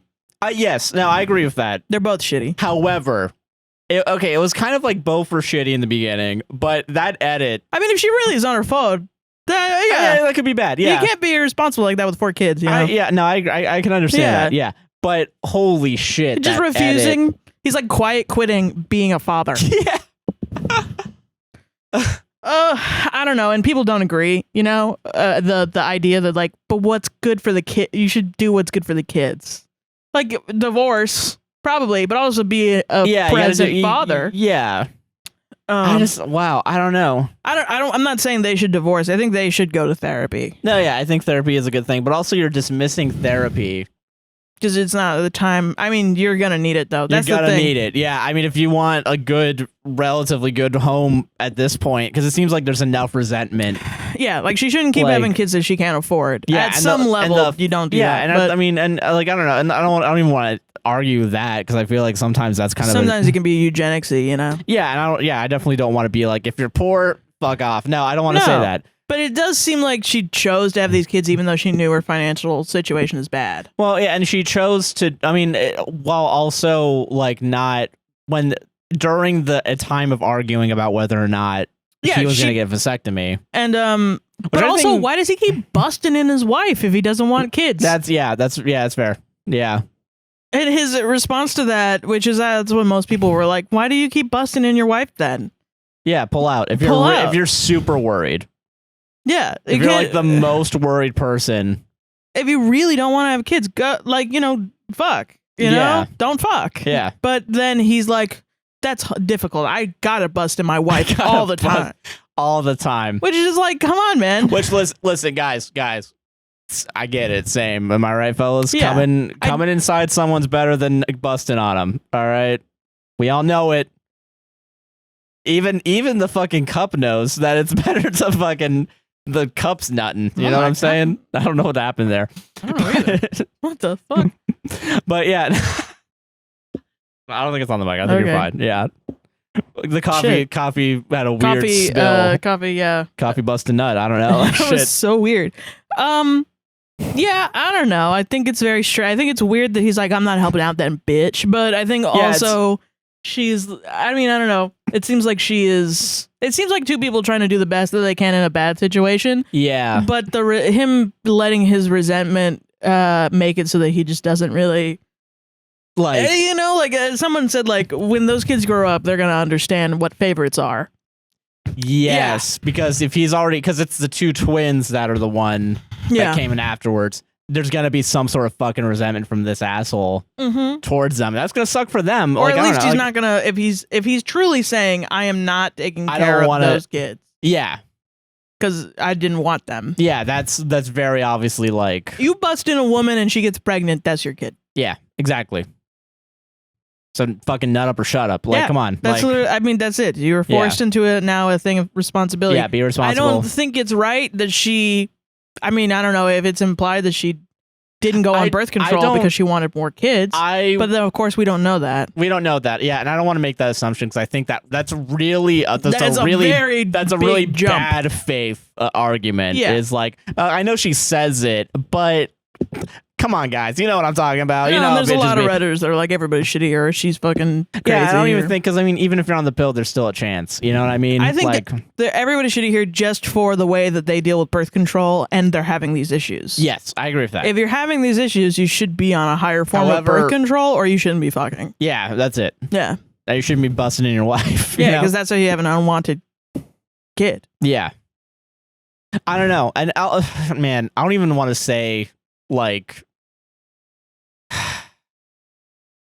should he have just gotten the vasectomy? I know that's the only thing.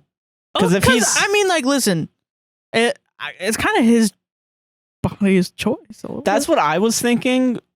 But here's why I don't want to say that, and it's a very sad reason. It's because it's not. A woman should also have her body, her choice as well. Yeah. But when people say that, it's very like it's become such a big like meme. Yeah, and I'm not even a meme, but what I'm talking about there is like it shows kind of there's kind of a paradigm where a man can do whatever he wants, a woman can't. Yeah. You know. Yeah. And that's why I'm kind of tempted. I would say if he was to get, it kind of feels like he's doing that. You know, he should have just got the vasectomy. I think. Yeah. But I understand that his wife didn't want him to. But I mean, then you just don't have sex. Yeah. You just say no. But also, I think if you really wanted the vasectomy and keep fucking, right? Mm-hmm. I think there's a way to save your sperm. I think you could freeze your own sperm. Not at home, but I mean, like, if you went to a fertility clinic. I don't know. I don't know either. I don't know if that's a way that's... I don't think the sperm... I mean... I think there.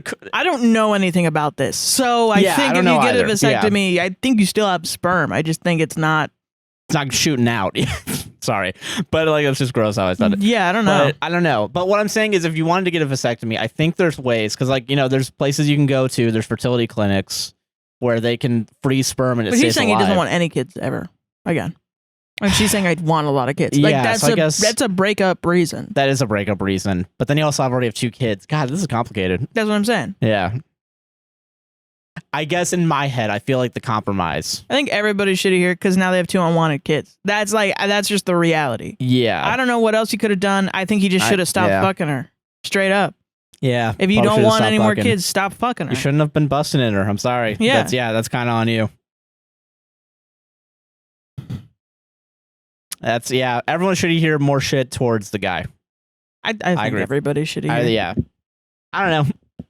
Wow, weird. Wife bad. However, phone bad, though. Phone bad, wife Sarrah, bad. have you considered that phone bad? Phone bad, wife bad. Dude, when I saw parentheses phone.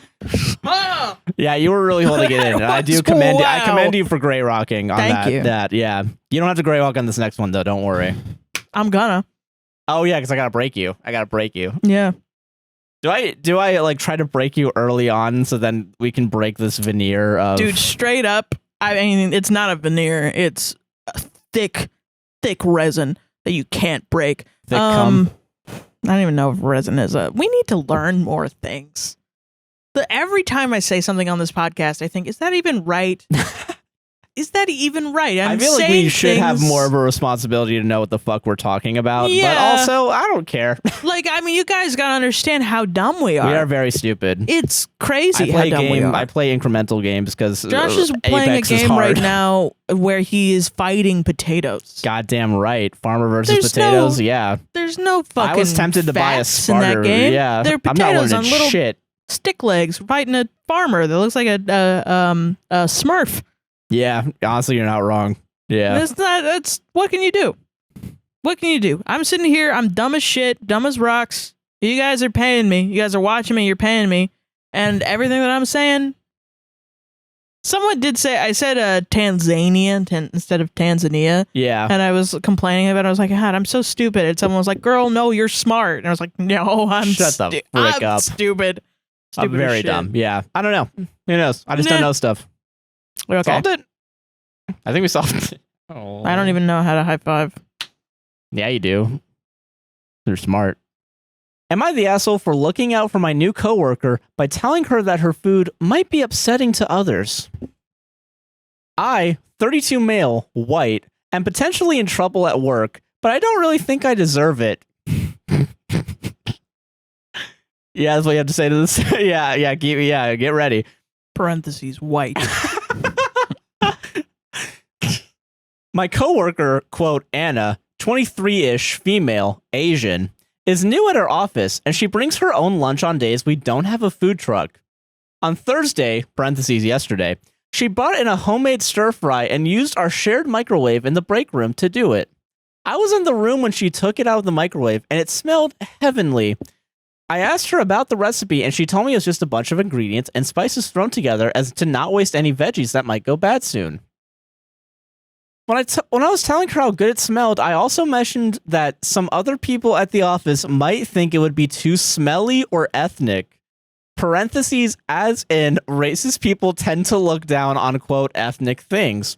I have read those kind of stories on here about microaggressions when it comes to people of color and the food they bring in, and I wanted to warn her that she might not want to bring it in anymore so it doesn't happen to her. I emphasize that it smelled good to me personally, though. Listen, it smells good, but just don't bring it around anymore. Capiche? Jeez.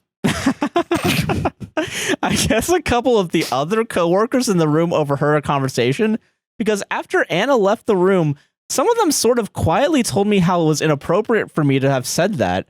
I told them that it's true that ethnic food gets ridiculed for smelling too strong and that I disagreed with that sentiment, but I also think she would face less harassment if she doesn't bring that food in anymore. One of my other coworkers said that quote, I was the one harassing her and making insinuations that her food is problematic, plus the fact that she hasn't even been bringing in her own food that often since she just started last week. Yeah, only a week. Yeah. So there couldn't have been an opportunity to have had this hypothetical harassment happen to her. I just wanted people, yes, even the assholes, at the office to make her feel welcomed. I left work that day not thinking about any of it until the following morning when I hear from a different coworker that Anna has talked to her HR department about a conversation and how she was hurt. I'm a little bit frustrated as to why she didn't just talk to me about it first, since it was just a misunderstanding and that I'm looking out for her. I did notice that today she was trying to dodge me, which is unusual and a bit heartbreaking. I just want to work things out. I wanted to be a friend to her and help her out since this is one of her first jobs out of undergrad, but this has been blown out of proportion. Now my coworkers think I'm racist, but I really want to try my best to be an ally, but then again, what do I know? So, am I the asshole for telling her that her food might be a bit too much for other potentially racist people in the office to handle? Damn, they might think you're racist.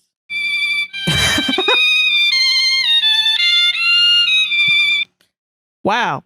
The Am I the Devil title is I wanted the good white people. Yeah, that's definitely the vibe. And it's like, know that no one thinks this. Have you ever but watched you brought it up. Guys, has anyone ever watched the movie Get Out? Yeah, this motherfucker is sitting at home on their bed, crisscross style, scrolling through OkCupid to find a black man to steal his brain from, and eating Cheerios one by one and dipping them in milk and into your mouth. Looking through OkCupid for Asian people to steal a brain from so you can harass. Yeah, to harass. And actually, I really love the smell of the food, but like, don't bring it the fuck around here anymore. How does people? How does she know that you don't think that and you're trying to not pretend to not be racist? Pro tip, everybody. Pro tip: if there's other people racist at the office, don't be friends with them. Fuck them and warn her who the racists are. So if you're gonna be a fucking ally like you want to be, like ideologically, your opinion is that people of other races will experience racism, so they should just change their behavior and not partake in their own culture to stop white people from being racist to them. Yeah. That's what we call victim blaming. That's why we call them motherfucking lib, dude. Yeah, we call that that's some lib shit. That's some lib shit. Well, yeah, it's white liberal racism. You know what I mean? Absolutely. Like, it's like some fucking. It's the worst shit ever. It's like, I've heard about racism, and I don't want it to happen. So you're gonna perform. The minority needs to change. Yeah, exactly. You have to change because there's other people here that might be racist. No, everyone thinks I'm racist because it's a fucking racist thing to do. Yeah. And I do worry that I do this sometimes, actually, because I bring race up in a lot of situations, but I also think it's important to think about it. But I worry that I become this person sometimes. No, I get what you mean. Because it's not like because it's hard to not because I think because we're both familiar with being white, we both very obviously have privileges, you know. Yeah. And I think it is a good thing to think about your own privilege, the privilege of others. Yeah. Whether because race doesn't mean anything, right? But societally, we have decided white people have decided in power. Culture means something. Culture means something. I think that's That's the thing. That's what is being said to this person. Like, if you are a person that's like, I don't see color, you're actually not celebrating, diversity. Yeah. You're actually just like, kind of contributing and not turning a blind eye to cultures that are underrepresented in our society. Yeah, that's the thing. Yeah. And like, I don't know, it feels like, because it's lib shit in the sense that like, it's very performative. It's very like, So it's just sticking your fucking white ass nose and shit that doesn't. Yeah, you should have, if you liked the food, you should have just complimented it and ended it there. Yo, what the hell is that? Even that, sometimes I feel like if I'm like, bro, what the fuck is that? And then people are like, it's a very cultural dish or whatever. And I'm like, hell yeah. Yeah. It's even sometimes that I feel like can be like, I should stop bothering them, Yeah, I get what you mean. Yeah. But I just like food. I get, that's fair. Yeah. I used to have lunch with a table of people who are Puerto Rican, and they would bring in the best fucking food. Oh my god! And I would be like, I would try to not be like, what? Tell me how to make that, please. Yeah. But they are also very kind people. They happen to be very kind people, and they were like, "Do you want to try some? Do you want to try some?" Blah blah blah. Like there was one day where a guy was like, I got half an avocado. Do you guys just like want half of my avocado? And then we all ate an avocado together. Fuck yeah. It was the best experience. Yeah. And I think white people don't fucking do that. Like white people share food, like, but not in that way. Yeah. I don't know. It was just a nice experience. I couldn't get over it. I was like, this is the best fucking thing in the worworld. Yeah. I was talking with one of my coworkers, like probably I think it was before, it was probably around 4th of July, because I think there was a lot of like, they were trying to grill stuff. Yeah. Trying to think. We were just had a long conversation about him. Like he's like a really good like cook apparently, and he makes like these very specific like burgers, and I can't remember how it is. But I mean, one of the things that like really, I think this is kind of like the thing that kind of pisses me off about the story is that food specifically is one of the like most like a really big signifier and a really big thing in culture for every culture. You know what I mean? Yeah. And I think there's kind of like this weird, and especially for an American white liberal. Well, I don't think. Also, it was just a stir fry. It wasn't like fish. Yeah, you know what I mean. It was just a stir fry. I can understand like the last job I had, there was a person that had a really severe shellfish allergy, and I eat shrimp a lot, and the shellfish allergy was to the point where if you were eating shrimp that day, you could not go to that floor. Yeah. Okay. Shit. And so I would consistently have to go to a different floor to eat my shrimp. But there are certain rules, like the kind of don't heat up fish in the microwave or ask people if it's okay before you bring it, or something like that. And there's certain things like that I can understand. Yeah, when it comes to allergies, stir fry. Just stir fry with vegetables and spices. At some point when you're microwaving food, it's gonna smell like that food. Yeah, there's not really much you can do. Yeah, like I don't know, and that's the really like fuck. I forgot what my original thought was. I'm sorry. No, it's okay. I think it was because, like, I don't know. I feel like if you're taking away from this person, I don't even. It's just stir fry. I feel like it's like another thing that kind of sucks about like the white liberal thing is that it does kind of force the Americanification of food. Yeah, like what? They can only eat burger. They can only eat burger from McDonald's. Pizza. Because like that coworker I was talking to, like he did a bunch of grilling that day that we had like a big dinner, and like it was great. I'm not gonna do the food, but the food that he was telling me was very different from the food he was cooking. It was very much more tailored to like white people. Yeah, for sure. And like that's kind of a thing that like it sucks when like you like I assume it sucks because I'm a white guy. People cater their shit to me because I'm white. That's like like, but like fucking it must suck that like you have a part of your culture that you have to like take back from. But even here in Orlando, we have a very diverse like restaurant scene. Oh yeah, for sure. But even then, like the people I was talking to, like, because we go to Tino's Bakery. Yeah, in Orlando, probably not even pronouncing that right. Yeah. But Tino's. I'm sorry. That's how I say it. No, that's totally how we say it. I feel, yeah. You say Tino's. Tino's. It's Tainos. Tino's. Did you say Tino's and I say Tino's? I'm Italianifying the fucking. Hey, fucking Tino's. Hey, gabagool. It's a Puerto Rican like bakery. I'm not even bodega. Italian, so I'm disparaging two cultures you're not there. Even, like, hey, fucking Tino's. Hey, gabagool. Give me that mofongo. Hey. Actually, I will not order from there unless you say it's fucking McDonald's. All right. You have to trick me. It's gotta be. I only order the burgers from Tino's. Yeah. But we go. It's awesome. And it's a wonderful perk. Oh, it's great. Yeah, to have all this great food around you from different cultures, to be able to experience it all in your one city. Yeah. And I was talking with these people, the people who are Puerto Rican, and they were like, I fucking love, Tino's. Yeah. I was like, fuck it. And I was just like, oh, me too. And they were like, huh? And I was like, yeah, blah, blah, blah. And they were like, what do you get? And I was like, oh, I love Malta. And they were like, huh?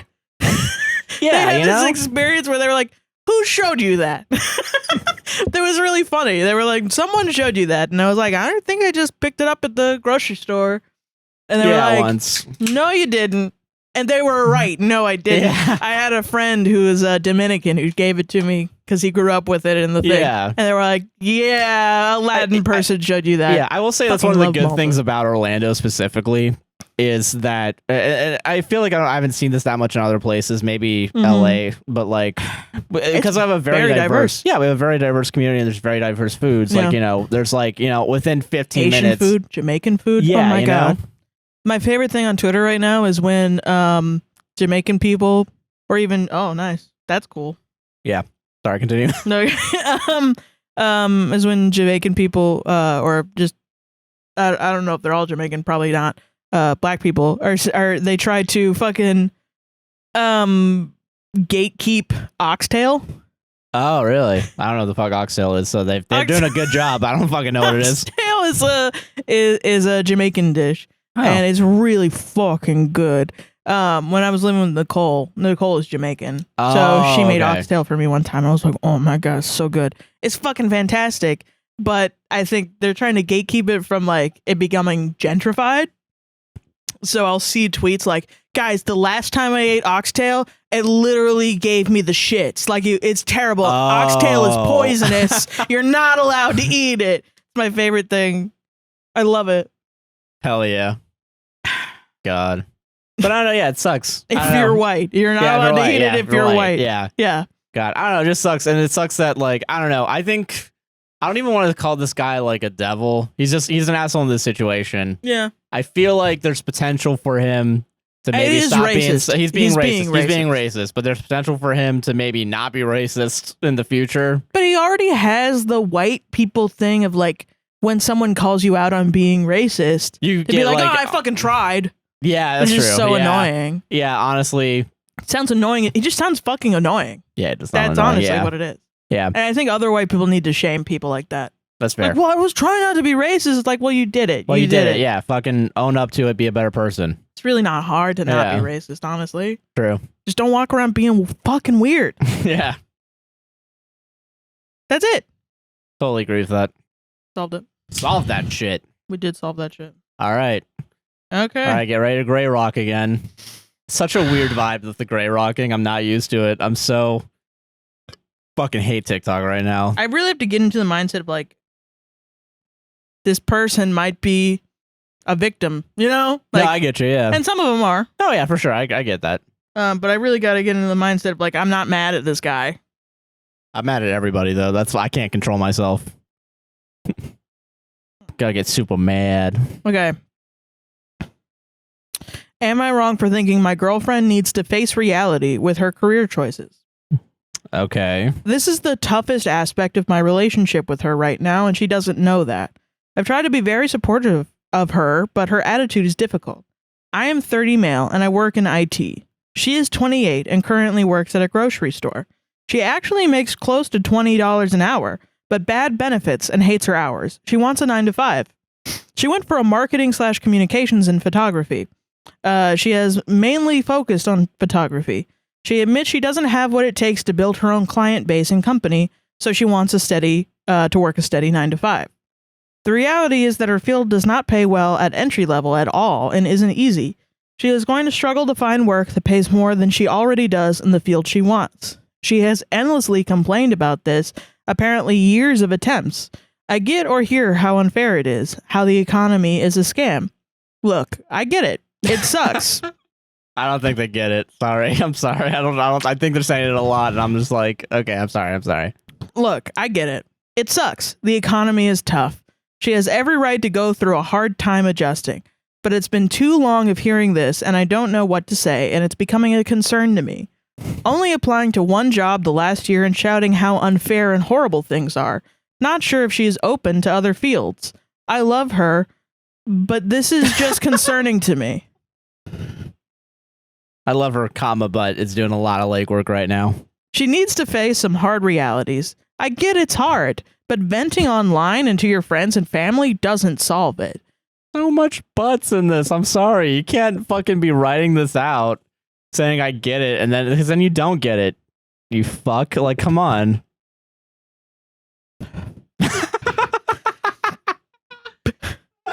Okay. Sorry, I'm sorry. As we look at our future together and possible marriage, I am concerned about an endless loop of her complaining about this, and if she is unable to consider other work, how that will impact us financially. Fucking nag. To me, it's just time to accept the reality and get to work. Toss out tons of applications and even consider a career change if you have really been trying for years and haven't been able to get things going. Things are definitely hard. But am I wrong for feeling like she needs to face reality? I'm tempted on being more blunt with her, but I am concerned she will be hurt. There's an update. That you're not concerned? Of course there's more. Of course there's more. I'm loving this, guys. I don't know about you. Fuck. She came home from work so upset. Apparently, a manager wanted her to be more careful about making sure things like paper don't get left out on the floor. My girlfriend thought it was petty and wouldn't get over it. The way she explained, it did seem like the manager was being a bit petty. However, annoyances like that happen at work. She went into a spiral of how much she hates her job. I tried to suggest that while this is annoying, this sort can happen anywhere, and maybe she cannot allow it to ruin things for her. But no, she was just so dramatic about it. Get used to it, pussy. This is the real world. I'm finding the strength to go on. Lord fucking help you, Sarrah, because this is worse than the first one. This morning, she almost called out of work and was borderline having a tantrum. Like a baby. I wanted to tell her to grow up. Work sucks sometimes. Oh, I'm doing it. I'm adding the tone. Fuck. I'm trying not to add the tone. Try not to add tone challenge, parentheses, okay. Impossible. Oh my God. Jesus, how do the judges do this? How does Reddit on Wiki do this?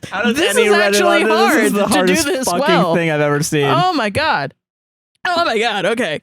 But no. Private Fru, baby. But no, she was being so dramatic about it. This morning, she almost called out of work and was borderline having a tantrum. I wanted to tell her to grow up. Work sucks sometimes, but you have to pay the bills. Bootstraps, pull them up, bitch. If she wants to call out of a work because a boss did something a little petty, then her work ethic is worse than I thought. As we talked about her career situation, I suggested if she could afford to start at entry level, maybe she could work her way up. She was so negative about it, saying she didn't know what was worth it anymore, saying there was nothing between entry level and senior level stuff. We live in a bigger city and I've seen jobs by doing my own searching. She kept saying... So she's lying. She kept saying she didn't know what to do. I was genuinely looking for a way to suggest that I could support her in this, but her attitude made me reconsider. I don't get it. If she is that pessimistic and not willing to work hard, then just change careers. Just get a new job. Hey, I know the economy's bad. Get a new job. After this morning, I wanted her out of my place. Go fuck yourself. If she calls out, I am not letting her spend that time with me. It seems incredibly immature. If she was happy, then I could accept her current job, or I could accept her starting over. It's her attitude. It's so draining. I'm losing my trust in her. She doesn't seem to have what it takes to make this change. She seems to be in a spiral of self-pity, and I'm tired of it. I don't know what to do, but I have to tell her that this is a major concern for me and might be an end to us. I can't be with someone who is just unhappy like this. I'm having the time of my fucking life right now. Holy fucking shit. Dude. That I didn't read that update. That was like crazy. I didn't even pick that fucking story. That was all you. And you started breaking on your own. Just change careers. Hey, just change careers. hey, I know you're not looking hard enough because I've seen jobs. Me see jobs. I look at job. I know what job are. Every fucking week there's another one of these stories that are like, just get a job. And it's like, no, obviously I'm gonna try. I've tried getting a fucking job and it sucks right now. Because, yeah, there is nothing between entry and senior level. A lot of people are saying not the asshole, actually. How they should all... Okay. I'm sorry. I'm just not going to pretend anymore. I'm sorry. I'm not going to, like, you know... You should fucking be a little bit more goddamn compassionate. I don't know. Yeah, I mean, I don't think this guy's wrong for feeling his feelings. I don't think he's wrong for feeling his feelings, but also, like, the way he's trying to solve it is such a, like, douchebaggy, like, way. I can understand people complaining all the time. I genuinely think she's got depression. That's what I think it is. But instead of helping her with her depression, you're pushing her away. I mean, there's so much she could go back to school, she could do whatever, but I mean, and if she genuinely is like, I'm not going to do that, and if she genuinely is not looking for jobs, then yeah, that kind of sucks, because it's like, I understand what he's saying, like, if you're fine, then you're fine doing what you're, you know, but if she's coming home and she's complaining every day, but she's not doing anything to change it, is kind of, it kind of sucks. I think that's fair. It's like you're with someone depressed, but they don't want to get medication. Yeah. That can be harmful to the relationship. However, the way he's going about it. Yeah, his language is really funny. It's very passive aggressive. So hard. At worst. Listen, guys, it's so hard to take you seriously when you fucking write shit like that. Like, you know, there's a way to be, like, I can have a tone, but you can write in your tone. You know what I mean? Yeah, exactly. Yeah. Fuck. Shit. Where you're God like, damn God, I don't know, you're kicking her out. You're fucking, I'm sorry. That's like, a little come on. wild, right? That's crazy. I think a lot of the not the assholes are before he updated that shit, but it's like, I don't think that update is, you know, I think kind of seals the deal. I think I don't think he had a fucking conversation with her about it. No, genuinely. I don't think so either. I think he went to Reddit first. Yeah, I think so too. He went to fucking Reddit first. He went to Reddit.com first. Fucking what? And I say this because, like, I mean, I think we all assume that people talk to their spouse about this, and if you're really genuinely gonna break up with them, like, it's like a big deal. But honestly, some people just don't fucking communicate. And right in his first couple of sentences, he was like, she doesn't know that this is my problem with her. Which to me is like, you didn't talk to her. You didn't talk to her? Then you should talk to her about it.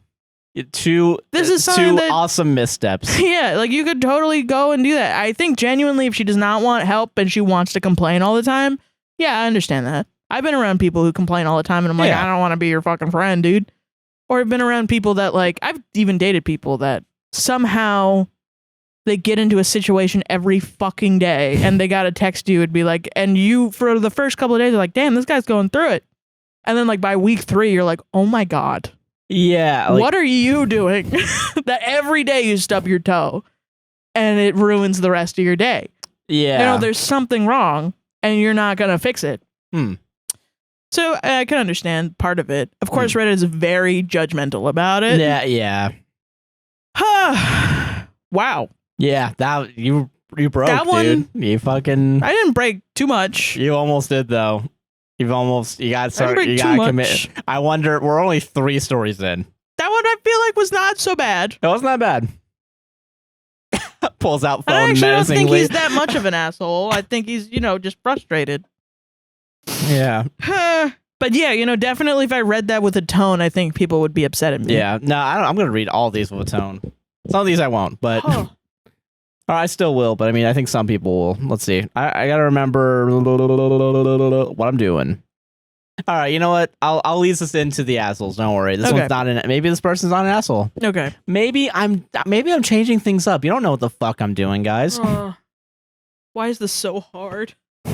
Why am I making my job so hard? Okay. Don't worry, guys. Next week we'll be back with a tone. Right here on Disney Channel. Unless it fucking works, unless TikTok loves this. Yeah. And you gotta edit out the parts where I break. You have to. For the TikTok, yeah. For the TikToks, yeah, I will, yeah. For the TikToks, I'll do it. You guys get this. Yeah. You get the extra special sauce. Yeah. Okay. All right. Am I the asshole for ditching my, quote, assigned bridesmaid at a wedding for one that is younger and a different race as me? I ended up leaving the wedding early. We can go either way with that title. You know, we could go either way. Wow. Let's see. Okay. One of my good friends from college was getting married, we'll call him Tom, to his wife, and we'll call her Liz, and asked me to be one of his groomsmen. I was honored. I haven't seen him in a while because I live across the country. When I arrived to his city, I was assigned a bridesmaid, we'll call her Kelly. Now, Kelly is a lovely woman. However, I think we are only assigned each other because we are both black. Oh. Liz starts telling me that we are both single and perfect for each other, but there was nothing to indicate that at all besides us both being black. I should add as well that Liz has had a lot more bridesmaids than Tom had as groomsmen. The first night, the entire wedding party went out and it became clear that Kelly wanted to hook up. I was not into her at all, so I kindly turned her down. She then starts interrogating me as to why. I try to give a generic answer, but she starts lifting off all of the reasons why we are so perfect together. Oh my gosh. I ended up saying that I don't do the whole short-term type thing, and as we both live in completely different states, there is no future here. Fair. There you enough, go. Yeah, okay. She ends up cooling off, but then tells me that she respects me more for that, and that I'm a stand-up guy, and the type of guy that she is looking for. But still, that's okay. During the rest of the time we were there, one of the other unmatched bridesmaids, we'll call her Jen, starts messaging me privately, and we hit it off. The next day, wedding ceremony goes well, we have a reception, and me and Kelly do our entrance together and then dance together for a bit. After a bit, I go to a bar, and Jen and I start to dance. At this point, Kelly is giving me dirty looks. I just ignore it and continue having a good time. All is going well until, when I'm at the bar, Kelly and then Liz confront me and start saying that me dancing with Jen is inappropriate. What? They start saying that she is too young for me and that it looks creepy. For what it's worth, I am 32 and she is 24, about to turn 25. I'm like, oh, it's okay, me and Jen are just friends. Liz at this point is angry with me and starts saying that Jen is in college, she is doing her master's, and that this is her wedding and she doesn't want to see that. Then Kelly starts saying that I must have a fetish for white women. At this point, I realize there's no logical argument I can make. I tell Kelly and Liz that I really enjoyed the wedding, but I need to go to bed early for my flight the next day. I leave and go up to my hotel. 15 minutes later, Jen leaves early. 5 minutes after Jen came up, we both get kicked out of the wedding party chat. I later find out that I later found out from Tom that Kelly was crying her eyes out, and that it messed up the night for Liz as well. He told me that he isn't mad at me because he told Liz from the start that Kelly isn't going to be my type, but instead, Liz really wanted to set Kelly up. At this point, I feel terrible that I made it so Liz was not able to enjoy her special night. As for Kelly, I just wish she got no means no. That's the end of the story. Damn. Weird, right? Weird situation. I think it kind of goes with my other story about the weird white liberal, where it's like you're putting like why? Yeah, I mean, it sounds like Kelly wanted to hook together the two black people at the wedding. No, Kelly is one of the black people. Oh, sorry, Liz. Liz wanted to be. Well, no, I'm saying it sounds like Kelly was like, please set me up with a black man. Oh, okay. And then Liz was like, okay. And then, white people only know two black people. Put them together. So, yeah, put them together, yeah. Which is fucking weird. It's a little weird, yeah. And it's got to be a weird feeling to be like, I'm black, I have to be with the other black person. Yeah. Kind of sucks ass. It does suck, yeah. But also, like, I don't know wedding etiquette. This is me being autistic. I really don't know wedding etiquette that much. Yeah. I've been to weddings. But only ever as a participant, not as a bridesmaid or anything. Or a group, yeah. Or whatever. I've never been that, so I don't know what's supposed to happen, what's expected of a groomsman and a bridesmaid, if they're supposed to hang out the whole time, or if it's like you can chill, you can go, or if it's even cool to like hook up with somebody at a wedding. Because I know people will do that, but also I know that maybe it's frowned upon. I have no idea. Weddings, I have no clue. I don't know. If that's, I think it varies wedding to wedding, I presume. But yeah, because I know that there's like the idea of like a creepy guy that's out there just trying to hook up with all the bridesmaids. There's that stereotype. I don't know if that's. I don't know. I think if you're single, you're single, and if you don't want to have sex with somebody, you don't want to have sex with somebody. Yeah. But also, I do know in the black community, and I'm not going to speak for them, but there's like a the idea of like black men want to date white women over black women because it like gives them a higher level of privilege or something. I don't know. I have no idea. That's something I've seen on Twitter. Okay? I have no clue. I'm not in the black community. I just am scrolling tweets, and I think it's funny when y'all gatekeep oxtail. I think that shit, and then I get these tweets on my timeline, and I'm like, I'm going to stay out of black people's business. Yeah. I don't know. I don't want to, Sarrah, I think is what you're trying to say is that you really badly want to speak on behalf of the black community.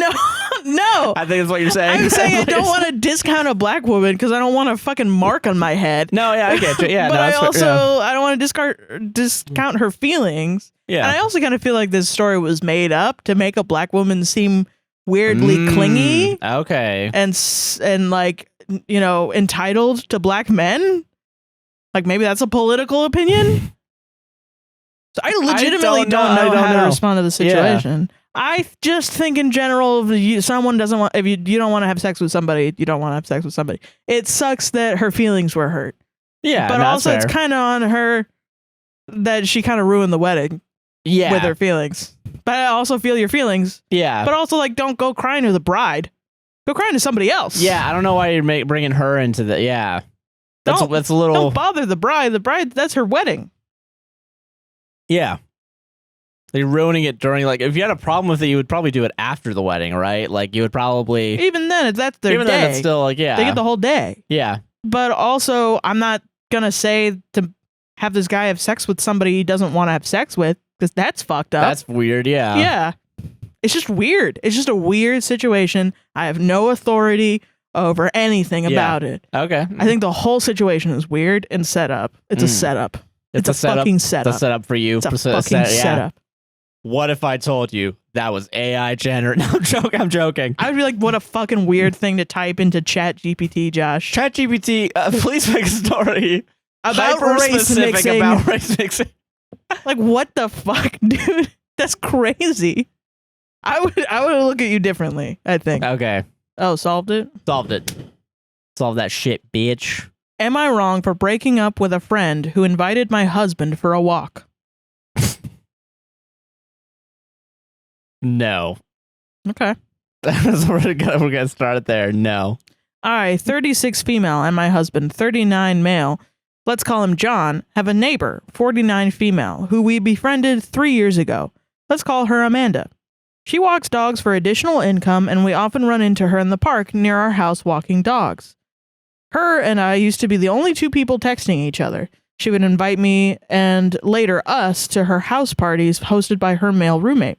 A few times her and I hung out in a public setting, bars, beach, etc. Important detail. She is single and picky.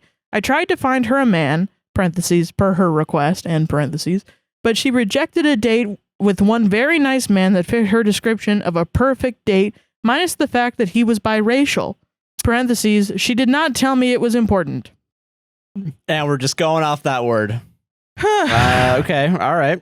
So I didn't try to find her another date since. Coincidentally, her ideal date fits my husband's description perfectly. Ooh. Younger, good-looking, successful career, no kids, white. That's a little weird detail. That's a little weird. I cringe typing this, but those are her words. Okay. Okay. Why are you still? You should stop being friends with them. Anyway, about a year ago, Amanda got my husband's phone number somehow, probably through common friends, and started including him in group conversations with the three of us. He was not impressed by it and almost never responded in the group chat. Same. But she kept including him. That is very much like you. Yeah, it's me. Me IRL, dude. About 2 months ago, she called him asking him to come over to help her work on her car. It was on a Saturday, the day I was supposed to be at work, and she knew that because for some reason she tracked my schedule very closely and always remembered when I was working. Okay. But that day I called out and she had no way of knowing that. I told John not to tell her I was at home because she started getting clingy and I wanted a break.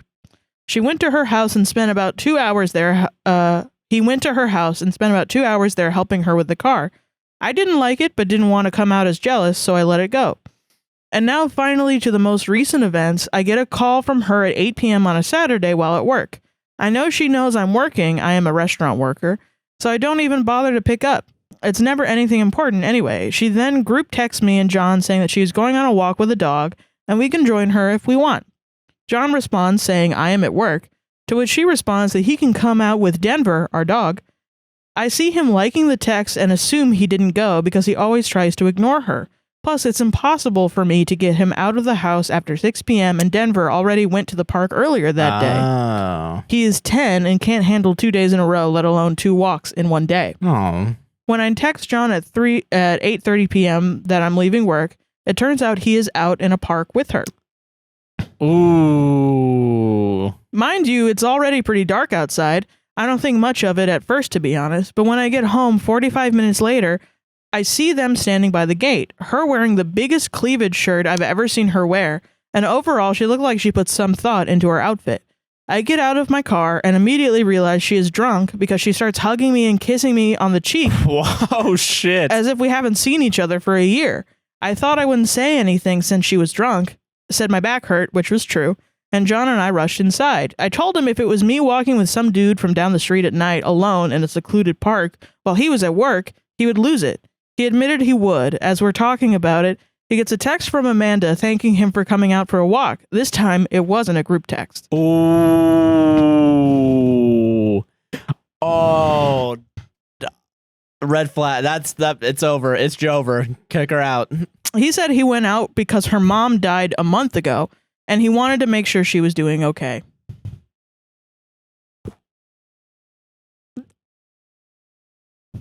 Wow.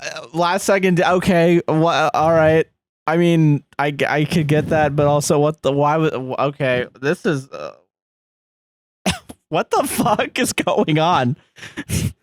You got some dog walking slut coming in to steal your man, but then she's gonna use the fucking death of her mother to fucking.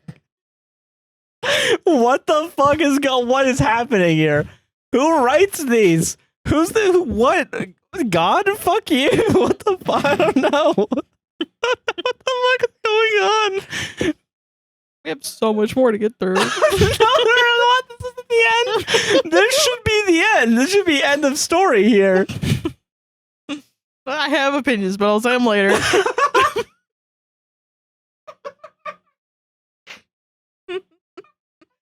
I know my face is red. I'm crying. Holy shit. Holy fucking shit.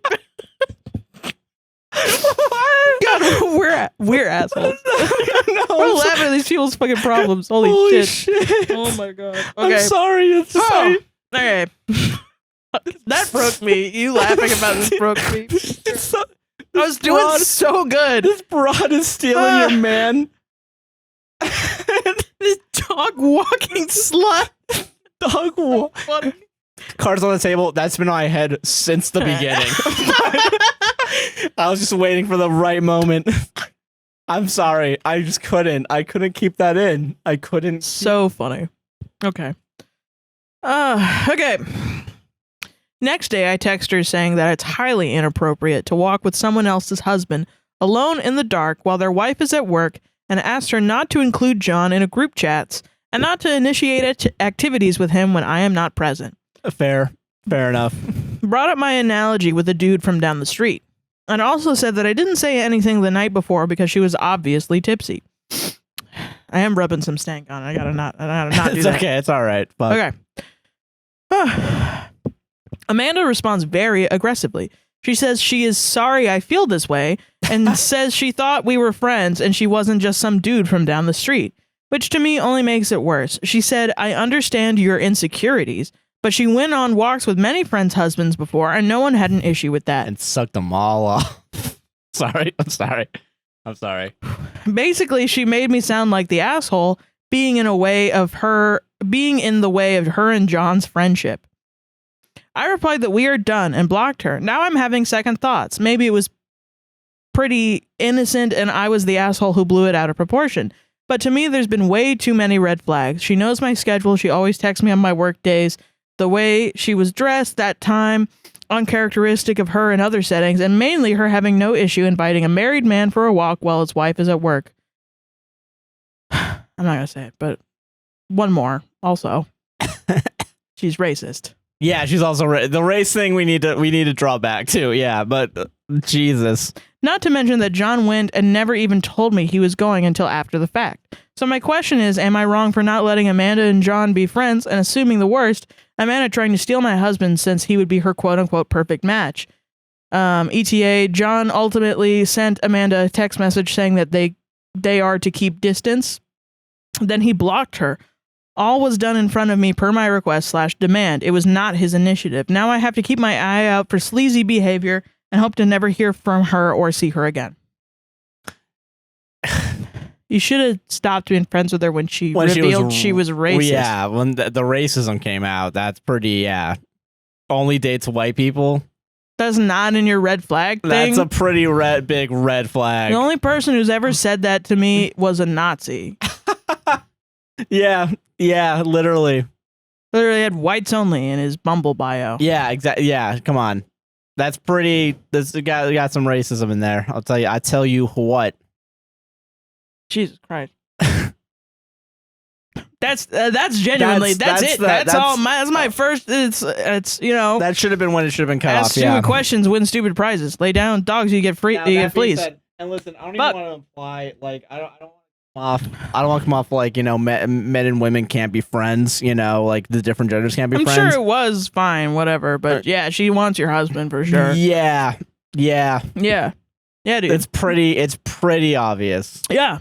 I think the thing that the nail in the coffin is the text afterwards, where it was very private, and that's what people said. Also, yeah. After after confronting her, and she's like, "Sorry, you're insecure about it, bitch." Yeah, I'm sorry I made you feel. I'm sorry you feel this way. Not even I made you feel this way. I'm sorry you feel this way. Yeah. It's again that victim blamey fucking like. It's like she totally did that for sure. Yeah. No, of course. Yeah. Don't steal my fucking man. Also, anyone who's just like, What's your schedule? What's your schedule? Yeah, or you're trying to figure out. Weirds me out a little bit. I understand, like, if you're very close, like, you're best friends, and, you know, you'd be like, okay, I hang out with my best friend on this date, blah, blah, blah. That, I get those people, right? But, like, these people are 30 and 40. Not to say you can't have best friends. That's not what I mean. Stop putting words in my mouth. Yeah, but like, it's just like, can we all just like calm down? Like, when is the age where we just all calm down and be cool? Yeah, like, come on. That's when is that ever going to happen? Are we going to be 60 and it's like, that racist bitch dog walker wants my husband? Probably. Yeah. Spice of life. Drama. Spice of life. Yeah, for sure. Talk of the fucking HOA. This dog walking slut. I'm sorry. I want to retract the dog walking slut. I feel like that's disparaging to regular dog walking sluts. Got him. I should have said racist dog walking slut. That's what I'm saying. She's racist. That's what that should have been. Yeah.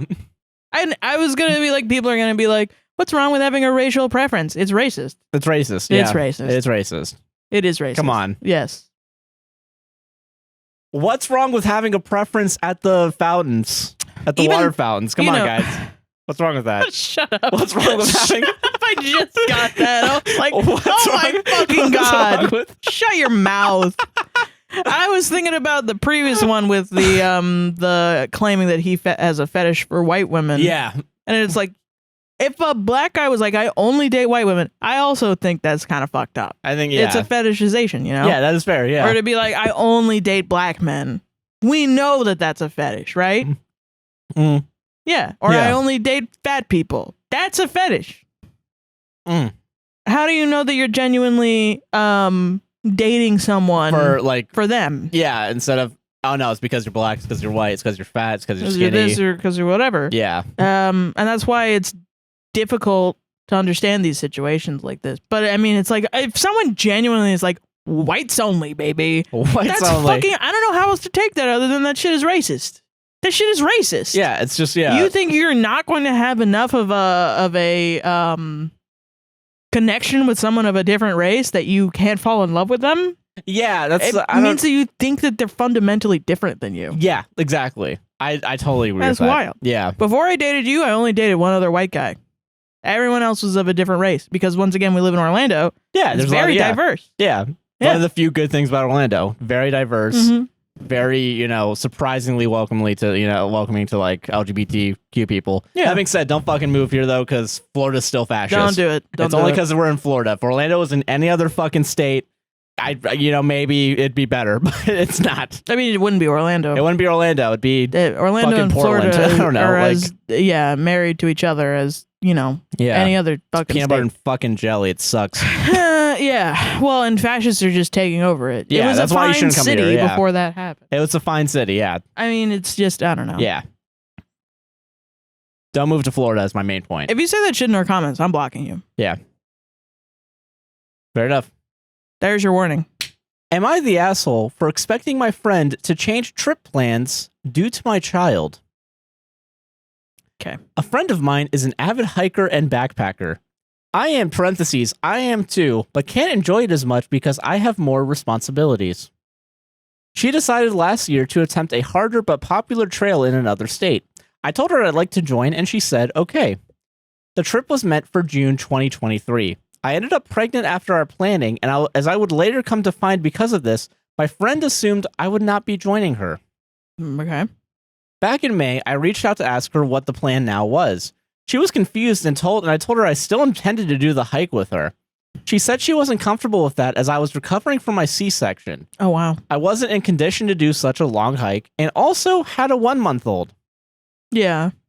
I sort of pressed that I wanted to go, but agreed the trail that wasn't the best, and I had found friendlier trails that would work for me. Once my husband and I realized we didn't like the idea of him being alone with our child for so long, I told my friend with everything going on, maybe it would be best if we made it a family vacation and push up intense hiking next year. I had found family-friendly activities in parks. She told me to have fun, but she's going to do what was planned because it was absurd I would expect her to change her whole vacation to accommodate me. Yeah. I let her know any good friends would and would also understand the situation. Unsurprisingly, we never went. She did post a ton of pictures and captioned one with, quote, "Nothing could stop me getting here" when she reached the summit. In my public comment, I told her I was excited for me to get there too, but I achieved the biggest accomplishment this year on being a mom, and nothing would ever come between that. Oh my God. And thanks for being such a good friend and respecting that, /S. She blocked me after that. /S. Am I the asshole? That's the whole thing. That's the whole thing. Oh my God. The whole thing, baby. Holy shit. /S. What a... /S. Ah. TikTok's over. TikTok's over. TikTok over. Freak out begins. Oh my God. What the fuck? I'm surprised this is the one that almost got you. Wow. That's crazy though. Yeah, I'm gonna go on a hike. Oh my God, can I come too? Oh, now I'm pregnant. Oh, now I have my whole family's coming and we're going to a different hike now. Yeah, we're not doing the hike you wanted to do. That's a different vacation. Yeah, that's a whole different plan. I'm gonna do my thing. Yeah. And then you publicly start shit? It's so crazy to me. I don't even think the original comment of like nothing could have stopped me here. No. I don't even think she was thinking about you. That's just like a general, I walked here. I walked here. How else do you say that? That is inspirational. Yeah, you know? Nothing could stop me. I fucking got here. Yay. Yeah. That's it. Like, yeah, that's you know, it. they're not allowed to be like excited because they did a harder trail in a different state.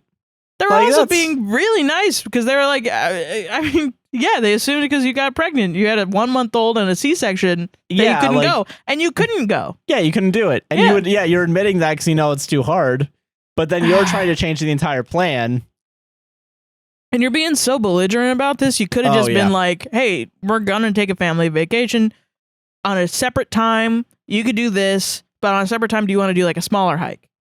Yeah. Like a separate trip. I think that's fine. That's an easy compromise. That's so easy to do. The other person can still do their regular trip. You still both get to do a hike together. Yeah. Probably near your area, not even have to travel to a whole different state. Yeah. So you're not leaving your husband alone with the kid. Yeah. Which you don't feel comfortable with that? Unpack that. I mean, that's fine. You can be. That's kind of weird. That's a little weird, a little sus, but whatever. But yeah, I don't know. I trust you. I don't know. That's fucking. You can't just like change somebody else's vacation. It's so weird. Like if hotels are already booked. Yeah. Like if you're going out of state, I'm assuming probably like maybe a hotel one day tops. Like You can still drive and just come back, but dude, depending on what state you're in, we were in Florida in the middle of it. It takes fucking 2 days to go anywhere. I don't know why I'm reminded of the time there was like that sister that fucking hated her sister, and her sister like added on herself to her trip to go see her mom. Yeah, with the newborn, and everyone got mad at us because we said that the sister should have at least looked after the newborn. Yeah, but that was because the newborn was like alone in an airport. Yes. That's the difference. Yes. Like, Chad face, yes. I feel like everyone... I still agree with what we said. I still agree with what we said. I feel like people are going to be like, oh, so it's not okay when a child interrupts a vacation this time, but it was okay back then. And it's like, no, the difference is the safety of the child. Yes. That was, in that moment, listen, we could agree that maybe the mom of that child shouldn't have gone. Yeah, I think I've changed my mind a little bit. Yeah, that's fine. Like, I think we can all agree with that. Like, go and attach your... But also, you I can attach understand... Yourself, yeah. They're Opinions sisters. Change. Yeah, they're sisters, and they're both going to see their mom. Yeah, I can understand why there was two sisters would do that. Yeah, and also, you know, however, public place, airport... And they're just like, I'm not going to help you. It's crazy. It's wild. That's wild. That's the wild part. The baby's still at home currently during this conversation that we're having. And it is safe. It is safe with mom and dad. I don't know. Because the baby's still safe in the crib while the mom's just typing away on Facebook. Because people were really mad about that one. And I feel like this one, they also agree. Like, yeah, I agree. The kid shouldn't just like go to a hiking some trail. Random person 120 degrees change their whole fucking vacation just because their friend has a family and is pregnant.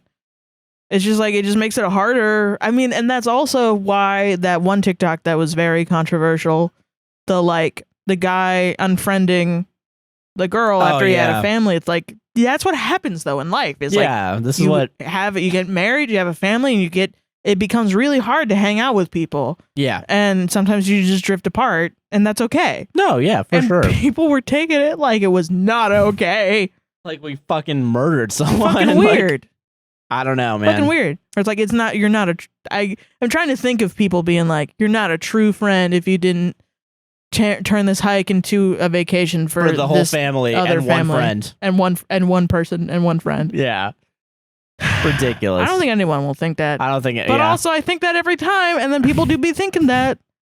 And I'm like, what the hell? I don't know. Also, solved it? We did solve it. Yeah. All right, I got water. Fucking, it's so fun to get in the water because you're just hearing the fucking fan. The gigantic fan. Blaze in my ear. Fun. Yeah. Cool. Okay. This one's going to be hard. You picked the hard ones this week. I know. I wanted a challenge. This is like an acting challenge, you know? I'm not doing an acting challenge. I'm trying Josh to get Hutcherson. I'm trying to get a fucking job, you know? Okay, all right. People are like, I want an audiobook gig or like a voice acting gig. Okay, all right. You know? Fair, yeah. Contact us if you want us to voice act and stuff. Maybe not actually, though. That sounds like a lot of work. I would love it. Fucking give it to me. Then maybe you should do these challenges. Fucking no. Okay. They want me for my personality. God damn it. Yeah. You're trying to Chris Prattify yourself. Yeah. Instead of do the work Mario. And have the talent. Make me fucking Mario. Okay. Woohoo! Charles Martinet not doing it anymore, so yeah, fuck it, yeah. Okay. Okay. Whew. Okay. I know how I would read this normally. I'm so pissed off you're not doing it then, because you already know how this is. Okay. All right. Fuck me. I got to do all the fucking heavy lifting to break Sarrah here, guys. I feel like it's funnier because if it's so crazy that you can hear it in my monotone voice. Yeah. It must be that crazy, right? Yeah, okay. You know, right, it's not me putting the stink on. Yeah, you're not putting stink on it. Okay. Boyfriend screamed at me today about cheating from 5 years ago. What? Okay. No, all we can do it again. No, I'm sorry. Okay. All right. Clean. Okay. Okay. Boyfriend screamed at me today about cheating from 5 years ago. I feel like he'll never get over it.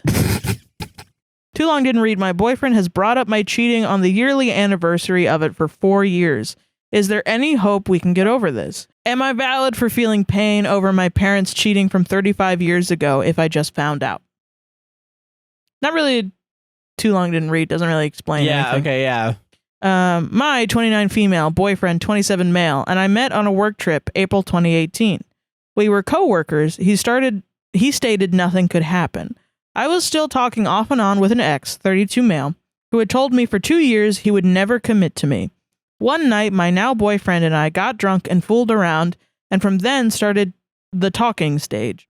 My ex and I stopped seeing each other. He moved away to another state in May 2018. But we would still talk every now and then. Weird, but okay. Well, the talking stage you're not like. Yeah, but okay. You know? Okay, that's right. If you're not official, I guess, yeah. I will say there is cheating in this. No, I'm waiting. But that's not I'm waiting for it. Don't worry. As background, my parents are still together and my boyfriend's parents are divorced due to his father cheating and left pretty recently, 2015 or 2016. Boyfriend and I remained in the talking stage. He wanted to be official and I said I needed time. Where I fuck up is he asked if we were exclusive and sleeping together and I said yes.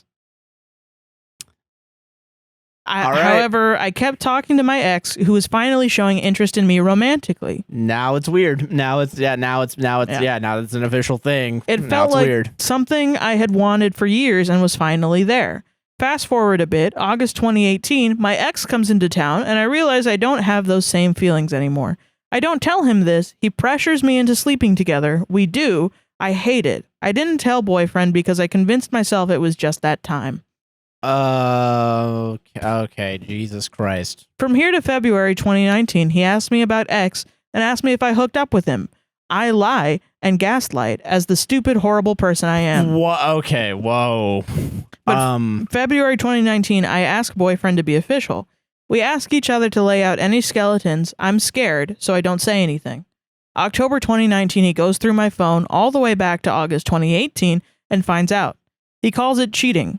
While I know what I did was wrong and horrible, I don't necessarily call it cheating, but I definitely broke his trust. I admitted what I did was wrong and have made so many efforts to right my wrongs. But it is cheating. You guys were exclusive. I mean, I was pressuring is what it's bad. really, yeah, and I feel like it sucks. That's the thing where I'm going back and forth like, well, is that technically the R word? But she's not calling it the R word. So I don't know. But I don't know. Okay. I'm being pragmatic about it. Okay. I admitted what I did was wrong and have made many efforts to right my wrongs. I begged, I suffered, but also I changed. I didn't try to talk to my ex again, went to individual therapy, and worked through my issues of lying, self-harm, shame, and guilt. Ever since, we fight every year in August. So that's August 2020, August 2021, August 2022, and currently August 2023. He relives the lying and cheating so vividly. Cheating is in quotes. So vividly. Oh, so you don't believe that's cheating? What the fuck? She did say that. She just said that she doesn't believe it. Okay. And brings up how hard it is to forgive me and how he lives with trust issues daily. Then, every year, we somehow get past it and he says he wants to work on things. That's wild. I feel like this is such an issue. It's either a breakup or you don't move past it and you figure it the fuck out. Yeah, I agree. Then the next August, we're back to this. The first 2 Augusts, I begged for him to stay and try. Last year, I was more mad that we were going through it again.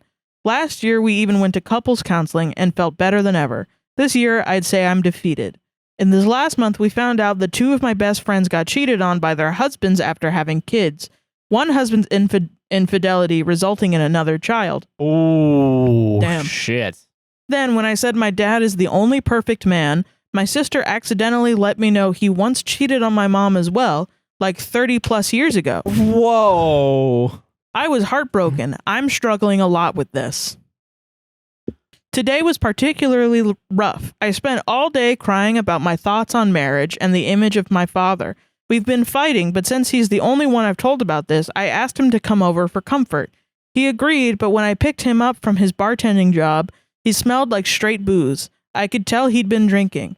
I was upset he'd show up drunk on a night I needed him. He said he drinks because he's stressed at work and because of me. When I said I was really struggling today, he said work was hard too. I said I don't know that it was comparable, that I'm really struggling with all this and my outlook on life and love. He screamed at me at the top of his lungs. He said, I don't care about your problems. I told you about how my parents cheated on each other and you did the same to me, so fuck you. Nothing has ever hurt me so badly. I know what I did was so bad, and I feel horrible that it happened after what clearly is unresolved trauma from his parents' divorce. Sarrah, why the fuck did you pick this one? I guess feel like everyone gets mad at me. This is like oh my God. I guess if you got to this point, thanks for reading. I feel so low and hurt for so many reasons. And like, I don't even deserve to because I'm awful. Or maybe I do deserve this. If you really enjoyed this story, don't forget to upvote and follow my Reddit account. Like, share, copy link. Share and copy link, baby. What the fuck was that? I think this lady sucks ass. I don't. Bro, my dad fucking cheated on someone. That was in the fucking, like, 80s. Who cares? Yeah. Who gives a fuck? That lady's dead. Both women are probably, all people involved are fucking dead. Let's move on. You can't move on, but you cheated on your fucking boyfriend? Unless it was rape. Listen, I don't know. Unless it was. Unless you genuinely are like, he pressured me into sex. But you're really, like, not... But he thinks it's cheating. You are like, oh my God, get over it. And then you start crying about what your dad did 30 years ago?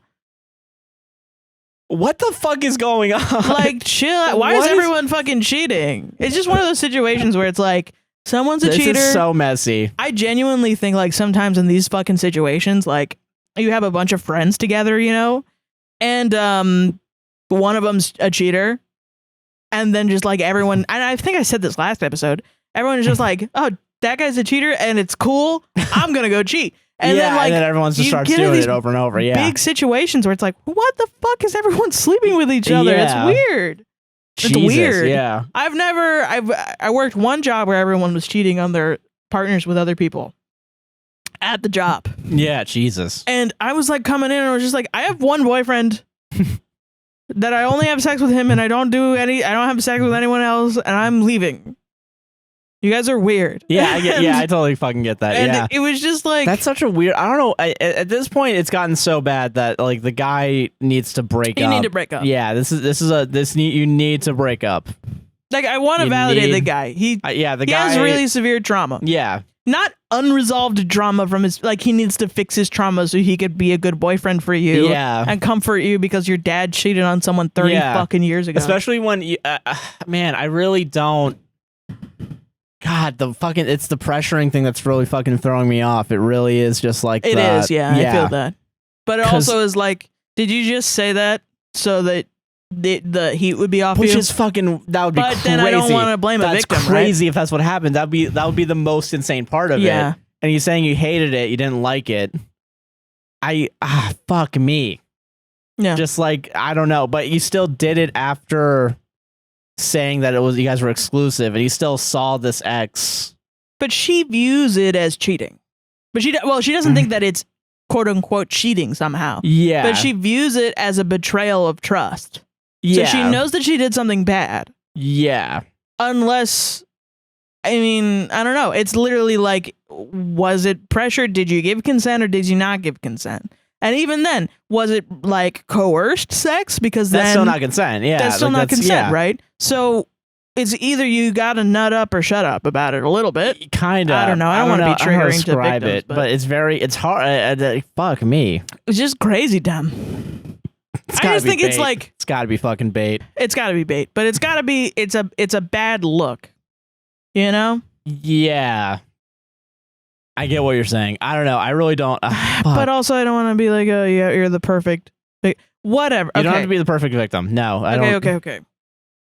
What I'm trying to say is, and let me explain it fully so it doesn't get misconstrued. She knows that her boyfriend gets upset on the trauma anniversary of him finding out that she cheated on him because he has significant trauma from his parents with the cheating. Yes. Also, I do want to say, like, him being like, fuck you, that would be a relationship ender for me. That would be, Very seriously, is like, oh, fuck, you hate me. Like, they should not be in a relationship with each other. They should not be this is the worst relationship I think I've ever seen. Yeah. Maybe, Maybe. It's up there. But yeah, so I just think her being upset about something her father did 30 plus years ago. She's allowed to be upset about that, but he's not upset about it from when he went through it as a kid. That's not a good look. That's not a good, It just seems like she's like, put your feelings above mine. Yeah. And also the weirdness of like, oh, what, you're drunk when I need you? Is like, you know, what? He might have other shit going on in his life. Exactly. I don't, fuck. I don't know. It just kind of feels like she thinks her boyfriend is like just there to help her a little bit. Kind of. Yeah, I don't fucking know. And it feels like to me that she's trying to explain away her actions a lot. But that could also be that she's a victim. A victim trauma response. Yes. Yeah. So I don't know. There's something here. Something's missing here.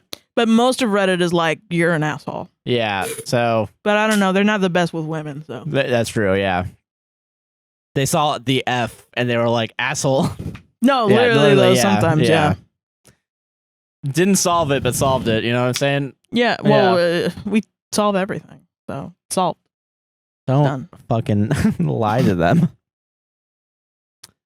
We got 2 more, right? That's I got 2 more. Yeah. I got another wedding one. Oh, fucking shit. Got another wedding one. You guys like weddings? Wedding.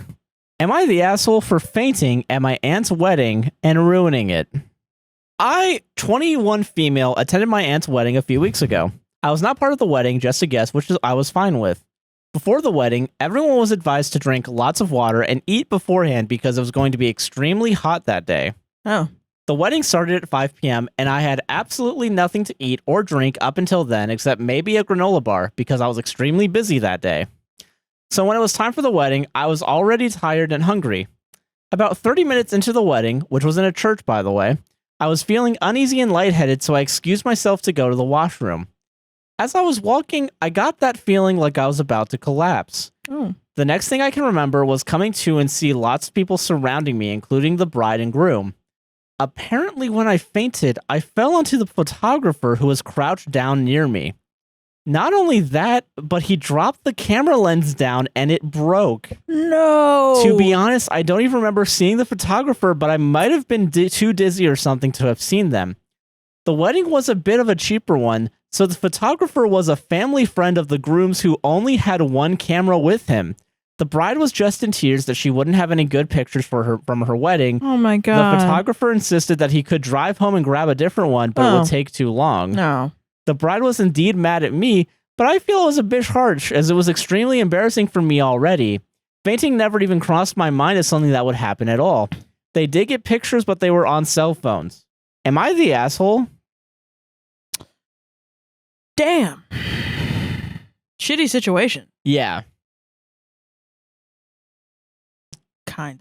Kind of the asshole. I kind of agree with that. They did warn you ahead. There was a pretty big warning. Like, listen, I know wedding preparations can be it can be a lot difficult. On the day of. Yeah. Like, even as a guest, I get it. But the whole day, no water, no food, nothing is kind of... That's kind of crazy. That's wild to me. Yeah. You got to take care of yourself. Yeah, that's... you got to take care of yourself. Yeah. Like, before anything else. Let's be selfish for a second here, guys. Yeah, you gotta take care of yourself. That's not selfish. You're making yourself better so that you can be show up for everyone else. Yeah, exactly. That's what self-care is about. Yeah. And I will say, it's just bad timing with the photography and stuff. Yeah. And I think that's out of your control. I don't think it's like your fault that like you broke the camera. What? No, that was an accident. That was an accident. That's what I'm trying to say. Yeah. That was an accident. You didn't know they were there. Yeah. Yeah. And it's just an unfortunate accident. Yes. You were warned ahead of time. And again, I think this is another one of those things that we're both kind of like gonna be predisposed to being like kind of an asshole because we live in Florida. Yeah, yeah. It's 100 degrees. You can't go outside without drinking water. Yeah. At least once.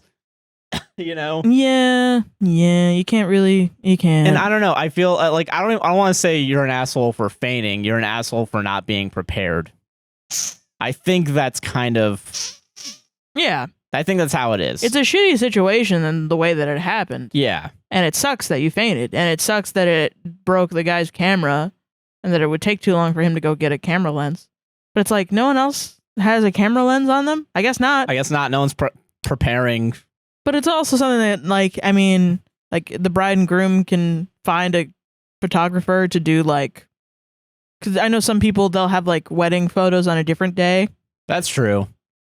At a different, but I guess it sucks that like because when it's it seems like it was on the actual day. You want it on the day of the wedding because it seems like it's not an expensive wedding, you know. Yeah. It seems like they are very low budget, and that's why it was a family friend with only one camera. Shit. That's the thing. Yeah. I don't know. It does suck. It just sucks. It's shitty. It's a shitty situation. But yeah, you should have eaten something and had water. If not for the wedding, for yourself. Just cause, yeah. Yeah. So slight, you're the asshole. Yeah. Yeah. I think it's one of those situations where it's like, I'm fucking sorry. Even though I didn't plan for this to happen, this did happen because of me. And it was an accident.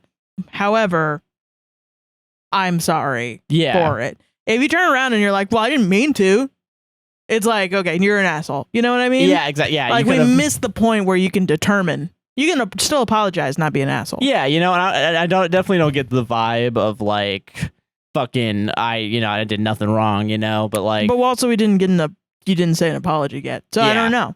It's how you respond to this specific situation determines. Is what makes you an asshole or not an asshole. Yeah. Yeah, you're not an asshole just for the act. You're an asshole if you're like, fuck you. You know what I mean? Yeah, exactly. I don't know. That's how I don't know. It. Yeah. Drink fucking water, everybody. Drink water. And eat. Yes. It's not bad to eat. Stop the podcast. Stop the podcast. Go drink some water right now. Drink some goddamn fucking water. If you haven't eaten, you gotta eat. You gotta fucking eat. You gotta eat right now. All right, if you're listening to this podcast at any fucking point in time and you haven't eaten all day, you need to eat right now. You gotta eat and drink, yeah. It doesn't matter if it's Your mind also needs to be sharp for these Am I the Asshole stories. Yeah. All right? Jesus. I swear to God. Is this the last one? For both of us? Yeah. I think we have one more story each. Which is great because I'm fucking hungry and I want some frozen fucking pizza on my fucking gullet. Fuck, I just learned the word fuck today. Fuck. Do you think that might be enough? This one I really empathize with a lot. Okay, hell yeah. This one is just, I chose it because I'm like, this was me. Me IRL, yeah. And I genuinely am, like, believing it. Okay. All right, 24 female, can't take men seriously due to history of unwanted attention. Okay. A friend of mine suggested I post my dilemma, so here goes. I'm a 24 female, and I've had to deal with unwanted sexual attention from men for pretty much as long as I can remember. It's gotten to a point where I don't know how to navigate relationships anymore because of how sick it makes me feel. I want to make it clear that when I say sexualized, I'm talking about comments, advances, and moves that have been made by just about every man I've encountered post-puberty. Damn. To clarify, this goes beyond close family and school staff. These encounters involve people I've worked with, strangers on the street, classmates, tutors, people who thought I were friends, and even extended family members. I consider myself reserved, and I make an effort to dress modestly, but none of that seems to deter it. The language that's been thrown my way has been truly nasty, and I generally don't invite this kind of attention. Comments about my face and my body, things they would like to do to me, I simply do not understand how I could be attracting that kind of attention, especially for them to be saying it to my face. Yeah. The idea of having a simple, platonic, male friend feels like a distant dream. It's like a waiting game for when they'll cross the line. It's affecting my view of men, painting them as nothing but desperate creeps, which I know is a generalization I need to address. I'm struggling with this growing resentment and anger. I can't take men seriously anymore when they express interest because it feels like they're just trying to manipulate me into giving them what they want. It's like I can see through their act, and it infuriates me. I find myself questioning their intentions and viewing them as nothing more than animalistic. I'm starting to worry about how this will affect my future. I want to be in a healthy relationship, but I don't know if these feelings I've developed towards men will allow it. Don't get me wrong, I'm physically attracted to them, but the constant frustration is overwhelming. You said it, sister. How do I move forward from this? How can I learn to trust men again and engage in a relationship without this cloud of negativity hanging over me? Too long didn't read. Dealing with a history of persistent unwanted attention from men has left me struggling to trust them and questioning if I can overcome these feelings to have a healthy relationship in the future. I just wanted to talk about this because it's so interesting to me because I felt that when I was 19 to like 21. Yeah. Basically until I got into this relationship. And even kind of into this relationship, men started to... It was more just like actual like maybe I'm in physical like violent situation. Oh shit. But before then it was always just like I would sit in a room and then men would make like sexual comments about me like during a college class. Or I'd be walking down Or I'd be walking at work and men would be like obviously looking at my ass or something. And where men would be talking sexually about women and I would be there and they would be like, use me as an example. Or fucking one time I was 16 and I was going to Publix. I was walking out from Publix with my mother and a guy with his entire family looked at me, stared at my tits, and then apologized to his wife. Yeah, she's yeah. And of course, my mom, being crazy, was like, "Oh, look at you, sexy lady. That was a good thing that just happened. Men like I'm you." I'm Sarah Heron's mom, and I'm a good person. I was like, "What the fuck?" It was, and actually, it's really funny because there's a scene in like 13 Reasons Why that's so dramatic. Yeah, but it really feels kind of. It reminds me of that feeling where like she's like out, and someone either says a comment or like touches her in a way that is inappropriate. Mm. And it's like it's another teen or something, and it's like slow-mo. She walks out of this. The show sucks, but like she walks out of this like gas station, and she's like devastated. Mm. And I think that scene to me, even though it's very hacky and like kind of stupid, it like really makes me feel like how I felt, where it's like you're just you're a girl and you might have older brothers and you might you have a father that is maybe in your life, maybe not, and you have male classmates in like kindergarten and elementary school, and you're like hanging out with them and you're chilling with them, and you have maybe a male best friend or something, and as you grow up there's a certain age where they stop talking to you, and the only interaction that you have with men is like they're just talking about your body and not who you are. Yeah, that's fucking shitty. Yeah, and it's like everyone is born and they have their own personality when they're a kid, and they're thinking about their personality, they're not thinking about their body. And then all of a sudden everyone else's perception of you is just your body. And whether it's good or bad or gross or skinny or fat or blemished, unblemished, or ooh, pimples, not pimples, hair, glossy hair, this, that. And it's just like, I don't know, it's really fucking hard to deal with that. And then in the comments of this Reddit post, someone's like, I'm fucking 30 and it's gone. Really? And it's awesome to be 30 because I don't have to deal with this anymore. Yeah. And it's so true, Josh. Like, as I've grown in this relationship and maybe I've become more quote unquote traditionally unattractive, I don't get that shit anymore. I also don't go outside, but I don't fucking get that shit anymore. And it's epic. Like, I can go out and talk to some fucking old dude and he's not going to make it past me. Hey, that's pretty good.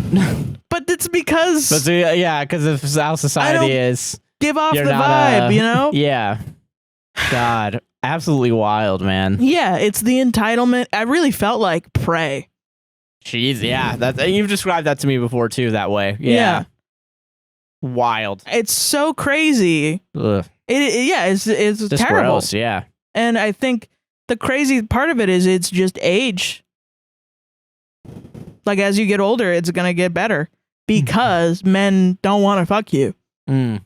They want to fuck, and maybe they do. Maybe but it's easier to like grow a relationship with a man and then have sex with them rather than, maybe not easier. Maybe that's not the best word. But, that happens more than some asshole looking at you and catcalling lust. you. Yeah, like. But also catcalls happen to any woman because it's about power, Yeah.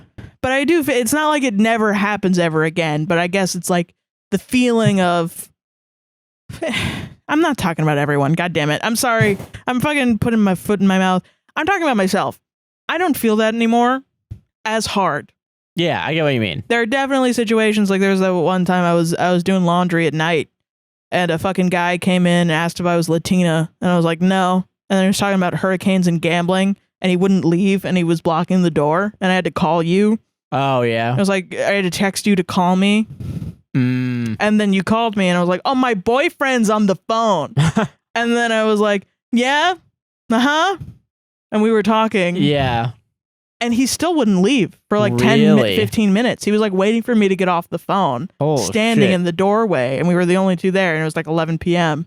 Fuck. And then he finally left. Yeah. Jesus. Because he kind of got the hint. But it was like, yeah, that was very scary.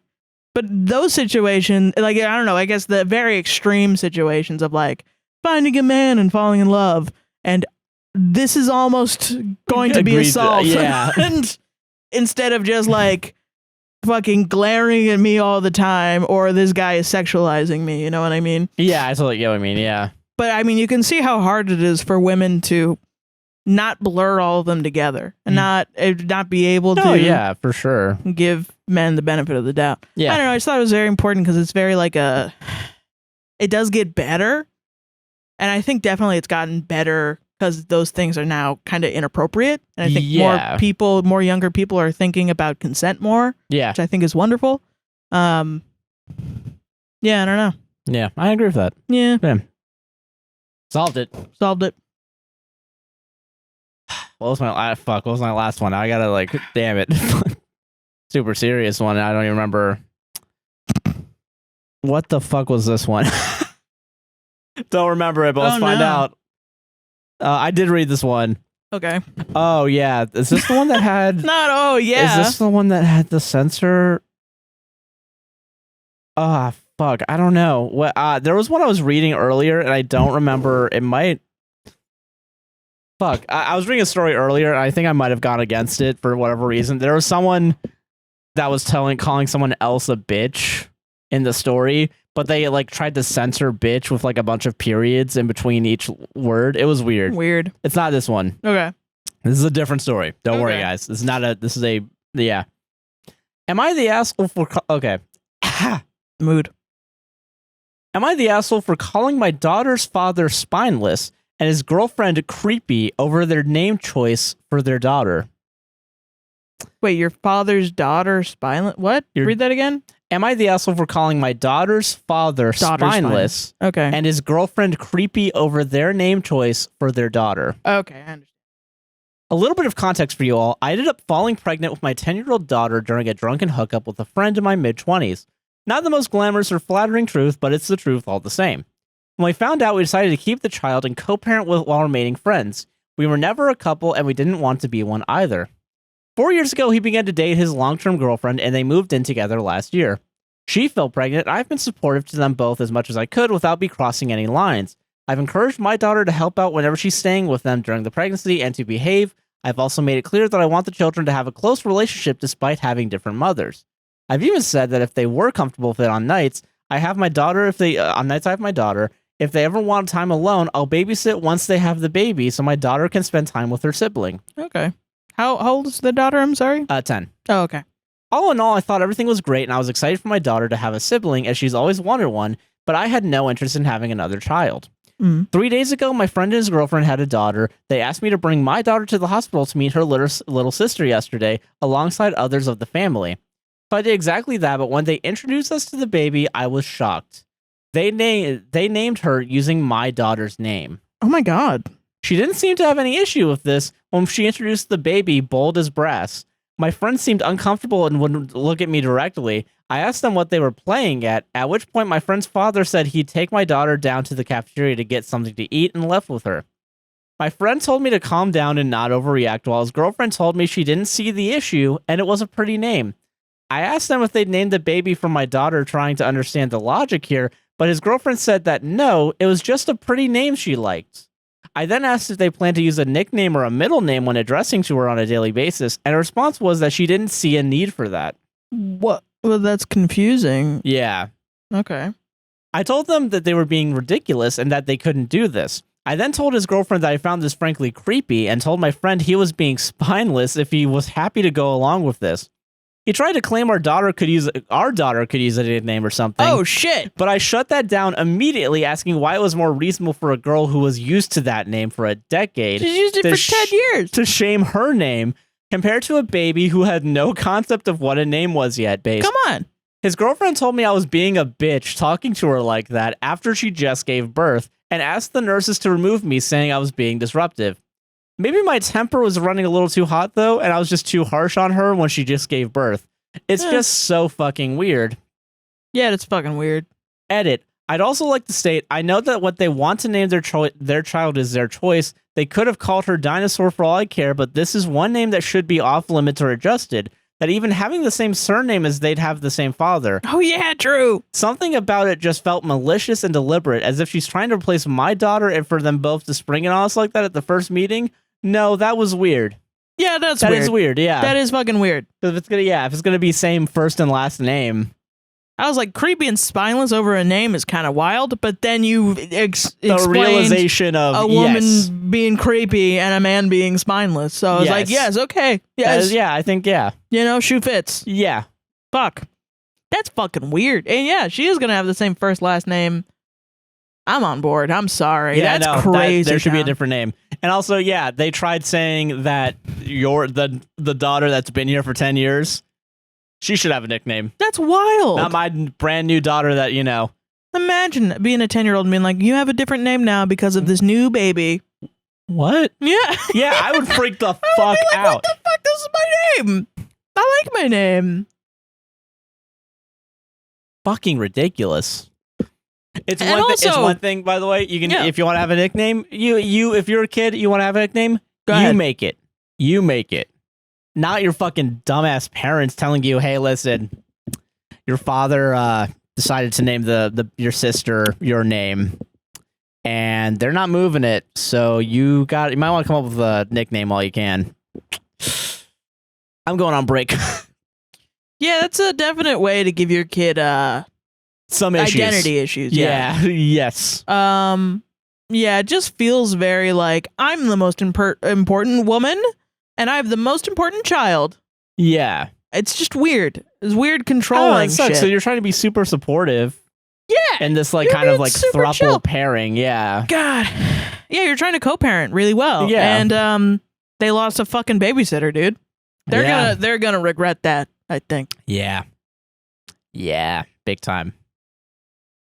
That poor baby too. Yeah, you know, like think about it. You're born just to be a pawn over another small child. Yeah, ridiculous. People are wild. I hope that's fake. I really hope that's fake. Yeah, for the sake of the baby and child. Yeah. Did I do a good job gray rocking? Well, you let us know down in the comments below. Whoa. On today's episode. Yeah, let me know if you like it or if you. It might be funnier, honestly, to try to keep it in a little bit. Oh, okay, yeah. Instead of being like, because I will admit sometimes when I watch myself be like, this guy's an ass. It's like, okay, let's tone it down, Sarrah. You know? Yeah, I get you. Sometimes I get that way myself. I like watching you break. Yeah, that's kind of a fun thing. That's kind of fair, yeah. And then TikTok gets their boring shit that they want. Yeah. You know? I feel that. It'll be a fun experiment this week. We'll see. If my stories do better, you gotta go back to normal. That's true. And if your stories do better, maybe I'll go back to normal, but I'll tone it down a little bit. Okay, I think that's fair. I think that's a fair, compromise. Why do we have to do all one thing and all another thing? Because it's fun. This is entertainment, baby. The fuck are you talking about this entertainment? I'm sorry, I don't know why that was one.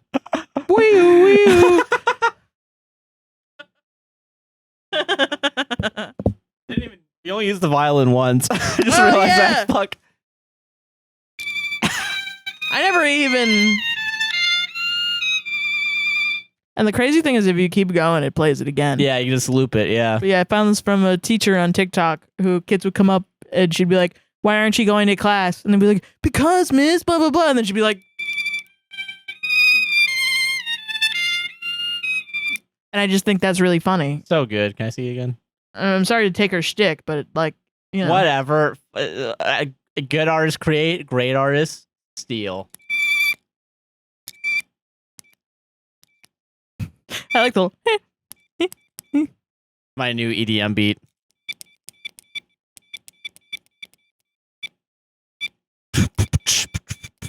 You can't even hear it. That was terrible, yeah. That was the fuck. That was bad. I don't know. That's our show. Thank you for guys. watching. See you later. Sarrah, what do you want to plug? Plug. StraightRiverCoffee.com. Yeah. APWSTR coffee. Buy it.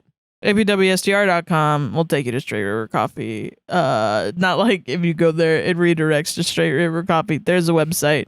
Put their ads on it for our coffee now. Buy our coffee, go to the website, sign up for the newsletter, follow me on Twitter at ThatSoHeron, ThatSoHeeron, and that's the same on Instagram, Twitter, YouTube, TikTok. Forgot about TikTok. Forgotten Love Child TikTok. Threads. You can follow me on there too. I don't post. Tumblr. Don't post there either. But you can still follow me there if you want. Give us clout. It was clap. I'm Joshua Chinlund on Twitter, a guy nicknamed JC on Twitch. Follow and Prime sub, even though I'm not streaming currently. Yeah, you might get back to it soon. I might get back to it soon. I'm gonna try and start sourcing computer parts over the next month. Yeah, you finally got the money for it. Yeah, that's good. I have the majority of the money. I think. Yeah. I think I'm like maybe a few hundred short. But we're getting paid. We're getting paid. Yeah, so and like you could have it then. Yeah, I'm gonna try and figure that out.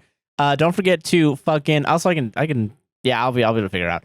Go check out APWSTR on TikTok. A podcast will save this on Instagram. APWSTR on Twitter. Podcast will save this on Threads.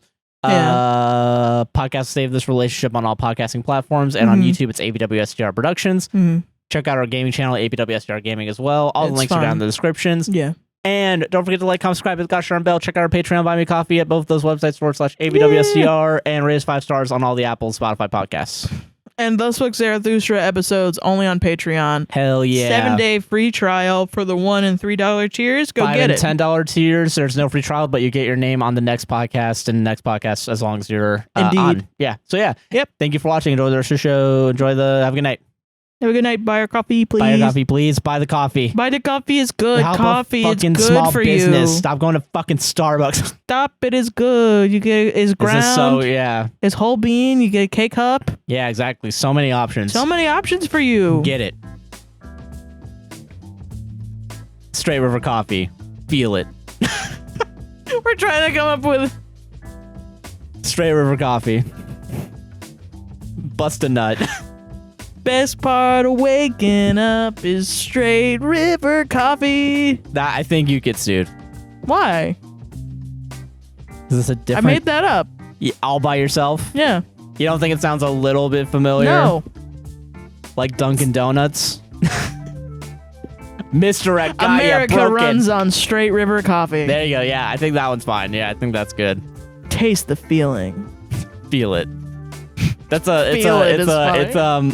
we here for you now. We here for you. We here for you. Straight River Coffee. Yum. Yummy. Do you think they're gonna like this bit, or do you think they're gonna fucking kill us? Well, I don't know.